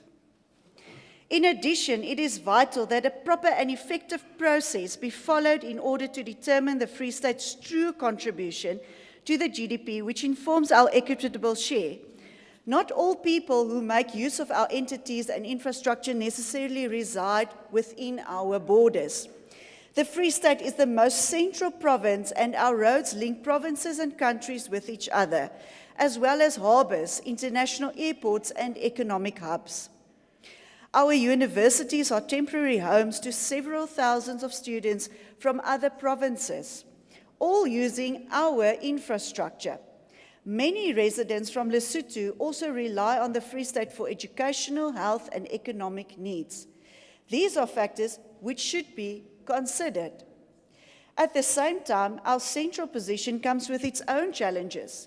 We face rising cross-border crime, especially stock theft. Our roads are deteriorating from overuse, particularly by heavy-duty vehicles. The already strained health system must accommodate patients from neighbouring provinces and across the border. And schools near Lesotho often take in students from outside the country. These pressures are not reflected in the current budget, nor is there any meaningful effort to reallocate funds to meet these realities. Also concerning is that under financial governance, 30 million rand is reserved for employee costs, not considering consultant fees under goods and services. These are the people who we entrust with monitoring the finances of departments and municipalities. And yet, the Department of Education could not pay service providers in the last quarter. SARS, the pension fund, and medical aids for teachers were neglected. We even needed to pass a second adjustment budget in January just to keep our lights on. Meanwhile, clinics and hospitals are running out of medicine, and hospital beds are becoming increasingly scarce. The ANC government believes that problems can be solved by simply throwing money at them. But the current management system is failing, and the Democratic Alliance is deeply concerned.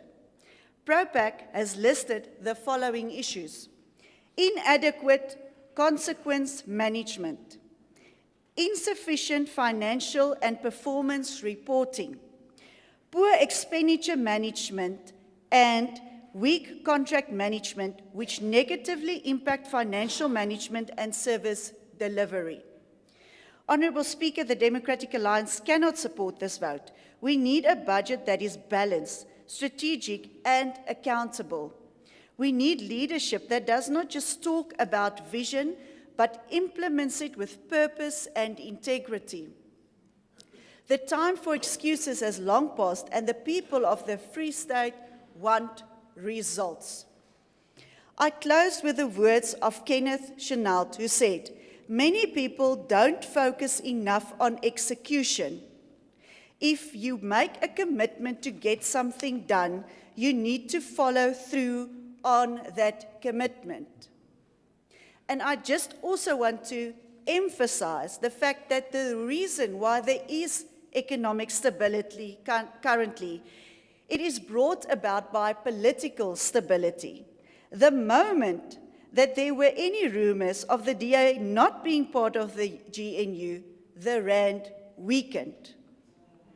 The DA brings stability and economic growth. I thank you. Honourable Member Rockman.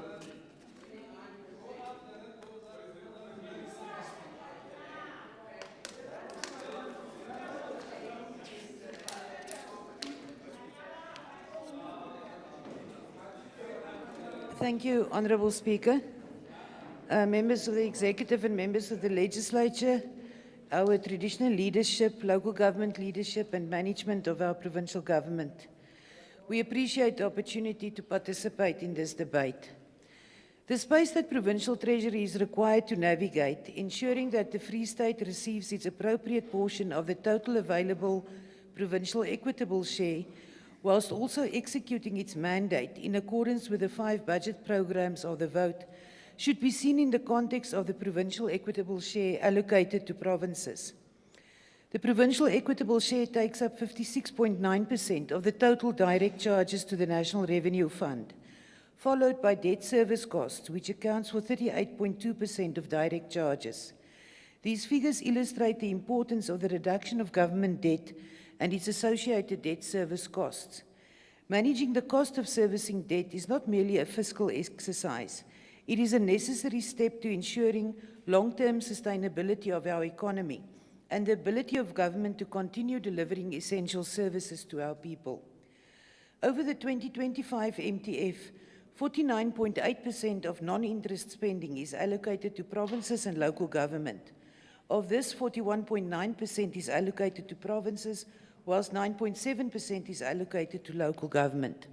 The minor upward adjustment of the provincial equitable share for 2025-26 may not be sufficient to meet the spending needs of provinces when taking into account the over-expenditure of 3.1% relative to the total provincial equitable share budget in 2023-24. Allow me to briefly address a few key issues relating to this budget vote before the House. On the public sector wage bill, the rising public sector wage bill has been a consistent concern in the fiscal space. We welcome the introduction of the early retirement initiative for public servants aged 55 and above. It is a progressive and strategic step forward, one that not only helps to ease fiscal pressure, but also creates an opportunity to rejuvenate the public service by bringing in young talent equipped with fresh ideas and new energy. We also take note that Provincial Treasury will be assisting with the implementation of headcount exercises in all departments. We should take cognizance of the Financial and Fiscal Commission's proposal that a comprehensive performance and employee audit is essential to identify redundant positions and address the issue of shirking workers employed in hybrid or remote settings. Concurrently, a salary review and benchmarking exercise of job descriptions should accompany restructuring efforts to ensure that necessary skills are attained for passing over skills and effective service delivery know-hows to the next generation of public civil servants. These proposals may add additional dimension to the benefits to be derived from the early retirement incentive and headcounts. Through these measures, we believe government is moving in the right direction towards a more sustainable and efficient public sector, and we support the continued efforts to drive prudent financial management for the benefit of all South Africans. Honourable Manse elaborated on the critical importance of infrastructure developments, emphasising the need for collaboration. We fully support the initiatives taken by Provincial Treasury to strengthen its oversight role on infrastructure delivery. The delivery of infrastructure projects stands at the very heart of our province's growth and transformation, with emphasis on two factors: infrastructure to be delivered on time and within the allocated budget. Infrastructure is not merely about roads, bridges, schools, and clinics. It is about igniting economic growth, attracting investment, and most importantly, creating jobs for our people. Every project that the province delivers successfully is a step towards revitalizing our economy and restoring the dignity of our communities. To this end, our government remains resolute in its commitment to delivering infrastructure projects that are not only high in quality, but also executed within allocated timeframes and financial parameters. Delays and cost overruns on the delivery of infrastructure projects do not only erode public trust, but it hampers service delivery and stall economic progress. Capacity building within Treasury's infrastructure unit is therefore supported. We also welcome the fact that Treasury has concluded a comprehensive plan that will empower teams with the skills, systems and tools required to manage infrastructure projects more effectively. This initiative will ensure that we derive maximum value for every rand spent with improved oversight, reduced wastage and enhanced project delivery. On the baseline review, in the current financial year, Provincial Treasury will lead a consultative process to review budget baselines across all departments. This is a very necessary initiative, as we have to maintain investment in our she sector departments, that is social development, health and education, whilst equally attending to the repositioning of the budget to strengthen economic growth. This review will enable Provincial Treasury to conduct further in-depth analysis and scenario planning on possible fluctuations in equitable share allocations and developments regarding conditional grants, especially in the outer years of the MTF period. The baseline review initiative is directly aligned to our commitment to fiscal sustainability. The baseline allocation of the Free State Legislature must be included in the review to ensure that the legislature is able to meet its constitutional obligations, particularly with regard to oversight, public participation, and appropriate funding allocations to enable political parties to operate in an efficient and effective manner. Oversight in the legislative context and monitoring and evaluation in provincial government should not be confused and used interchangeably. Each has its own role and place. But investment in the legislature is a direct investment in strengthening our democracy. On supply chain and 30-day payments, we welcome the strengthening of supply chain management systems throughout province-wide outreach programs. These initiatives are not only enhancing transparency and compliance, but are also helping local suppliers understand procurement processes better, thus improving their chances of participating meaningfully in government tenders. One of the cornerstones of supporting small and medium enterprises is our adherence to the 30-day payment regulation. When we delay payments, we compromise the very survival of our SMMEs, the lifeblood of our economy. Timely payments ensure business continuity, help preserve jobs, and inject much-needed liquidity into the local economy. We therefore support the initiative taken by Provincial Treasury to ensure that all departments and entities continue prioritizing this as a non-negotiable obligation. Linked to this is improving our ability to track empowerment of women, youth, and people with disability throughout government. And Treasury and DSTIA will continue to lead the provincial government's work in this regard. An assertion that it is time to end BEEE is so misplaced in this debate that it is not worth exploring. On financial governance, Honourable Speaker, we must acknowledge and congratulate Provincial Treasury when it comes to efficient and effective financial governance of its own affairs. Its achievement of clean audit status for 3 consecutive years sets an example for the rest of provincial and local government. Achieving clean audit status is not just an accounting outcome. It is a signal of accountability, integrity, and a government that cares. Programme 4 of Treasury's budget vote houses the Office of the Provincial Accountant General, one of the lesser known but critical functions in Provincial Treasury. It is the central point of our accounting norms and standards, and plays a key role as coordinator and intermediary during the provincial audit process. We wish to urge Provincial Treasury to ensure that this program is fully supported from both human resource and financial capacity perspective, and one would argue that it deserves a higher allocation amongst the budget programs than it is getting. Clean governance is, of course, essential for effective service delivery and fiscal sustainability. To that extent, we will continue to support the Provincial Treasury to lead a robust clean audit program, supporting municipalities to improve governance, compliance, and financial management. Of equal importance is Provincial Treasury and COGTA must place additional emphasis on performance planning and reporting to ensure that our local government sector reports accurately and transparently on service delivery. In addition to this, we appreciate that the Municipal Support Program continued to assist municipalities to improve their financial management practices, including revenue collection systems. This is critical for long-term sustainability and enables municipalities to become self-sufficient in funding the services of our people on a daily basis. We echo the sentiments of Honourable Mbalula as he reflected on the dynamics of our local government sector. Indeed, collaborating with SALGA will further enhance our ability of municipalities to improve their performance. I think the comments of the EFF further emphasizes the need that the municipal support program should be intensified. Honourable Speaker, as we continue this journey of renewal, our collective commitment, transparent governance and smart investment in infrastructure and agriculture will unlock the full potential of our province. Together we can build a capable state, foster economic development and bring lasting change to our communities.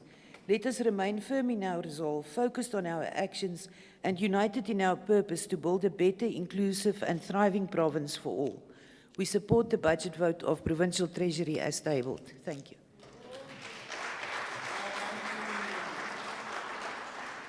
The Honourable MEC can now reply.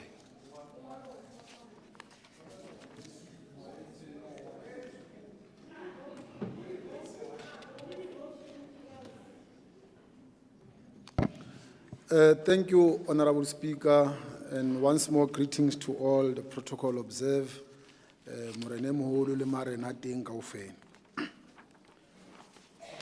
Honourable Klute, I deliberately started my budget speech with a constitutional preamble. The reason is to show you that whatever that we do, it is in line with the Constitution. And the Constitution is the supreme law of the country. We can't do anything outside. So the Constitution says to us, we are expected to heal the injustice of the past. So you can't come and stand here and fight something that you know in the past it was done. In the past, apartheid system used to have job reservations to balance and redress the injustices of the past. You'll always have affirmative action. You'll have land expropriation without compensation. Because in 1913, you also took away the land and deny us our ownership. So these are just simple things. You deny us education, we are putting the Bella Act to redress the imbalance of the past. So all these things, they are just aiming, they are within the Constitution, they are not outside Constitution. So it's not a reverse apartheid, it's a redress. The second thing, the issue of merit, don't attach it to race. Because this country where it is, it was one race that was ruling over above other races. The colors, the black people and the Africans were denied the rights by white race. So really you can't talk about merit, but then you put race, don't attach race to it. Merit is a human thing. Every human being born with a potential and talent, irrespective of race. And corruption also, you can't really attach it to any race. There are white people who are corrupt, there are black people who are corrupt. So there's nothing that you can really attach to race. So don't come and stand here and say the ANC is putting a black agenda. In the first place, we are the only organization, I think, that respect the people of this country, both black and white. It is precisely the reason that we have adopted the Freedom Charter as a guiding document, which accept that the people of this country are black and white. I'm not sure if your organization does see that. Now, on the issue of municipal audit, in the past, the support to municipalities was in the form of systems, the training and direct financial support. What we have decided is that we have identified the main issue now, which remains the human capacity, something that we are trying to resolve. Hence, we have decided to redeploy hands-on support by experts, including the chartered accountants, who will go practically to municipalities, become hands-on on resolving some of the issues. Honorable Msimang, bothata ba go le motlakase ga o qadile ka difariki Tsa tswa jwale tsa lo loma motlakase. But Honorable Msimanga and Honorable Leach, let me just give you one educational lesson. Today is the budget of the Department of Treasury. On the 18th of March, it was the medium-term expenditure framework budget, which talks about the issues that we have been raising here. Allocation to other departments, all those things, they are about the budget that has passed, that you were here when it was tabled. But because you always sleep in Parliament, because you've got an agenda of only campaigning, you did not find right to argue at that time. You find today an agenda which is about, or the budget, which is only about 5 programs, which I have mentioned here. Honourable Member. Can you please advise MEC to address the House, not the individual, please? Because he's busy saying Honorable Msimanga, Honorable Msimanga. We are not Honorable Msimanga, all of us here. Okay. Thank you.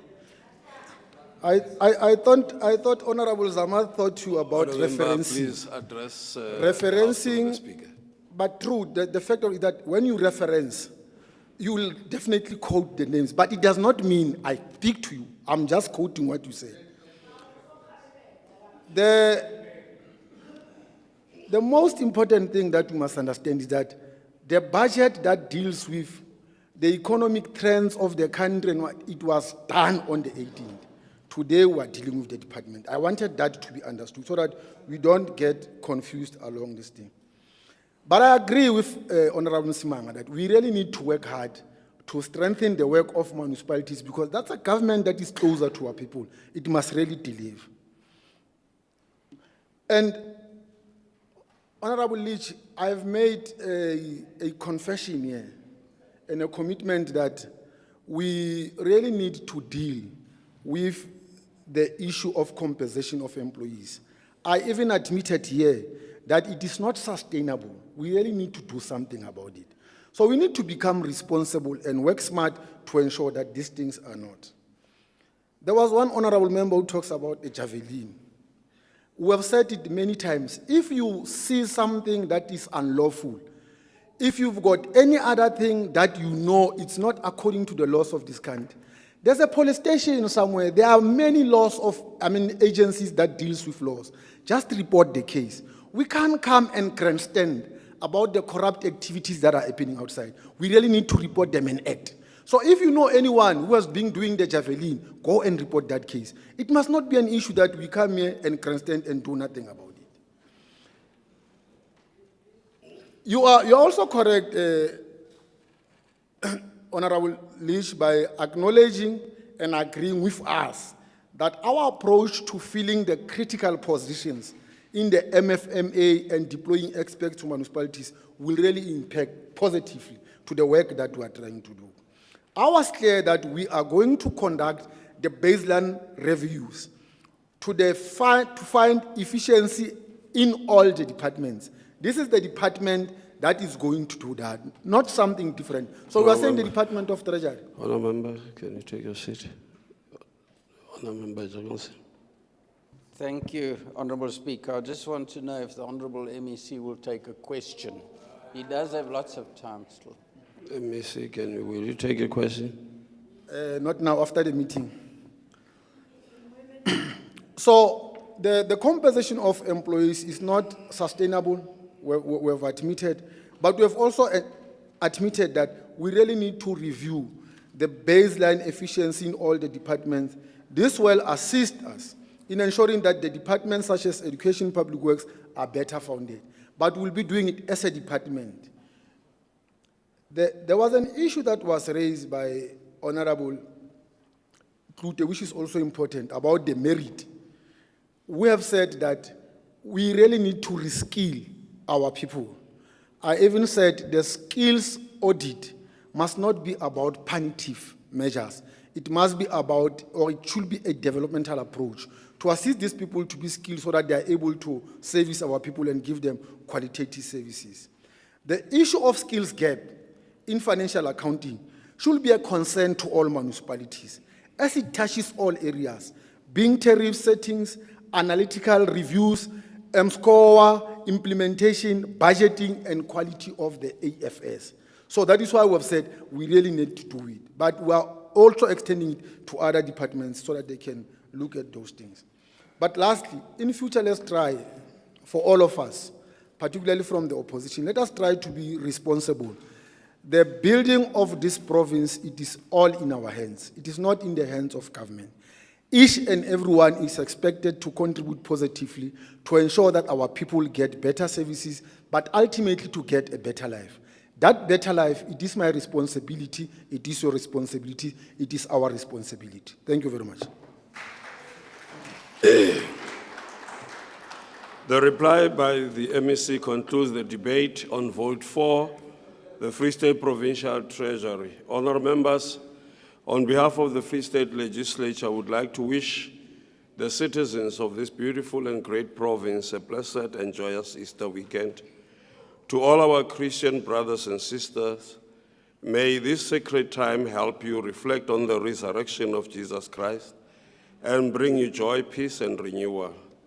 May you be blessed with hope that endures, love that uplifts, peace that comes, and joy that overflows. May this Easter season bring you closer to your loved ones, your community, and your faith. To all road users, let's work together to ensure a safe Easter weekend. We must adhere to our road safety and traffic laws all the time. Let us be vigilant, patient, and courteous on our roads. May God bless our roads and keep us safe as we travel during this Easter weekend. Before the House adjourns, I wish to make the following announcements. One, that the honorable members and guests will remain standing while the procession of the Speaker leaves the House. That guests will remain at their allocated seats while members leave the House. The House shall now adjourn until further notice. The House is adjourned.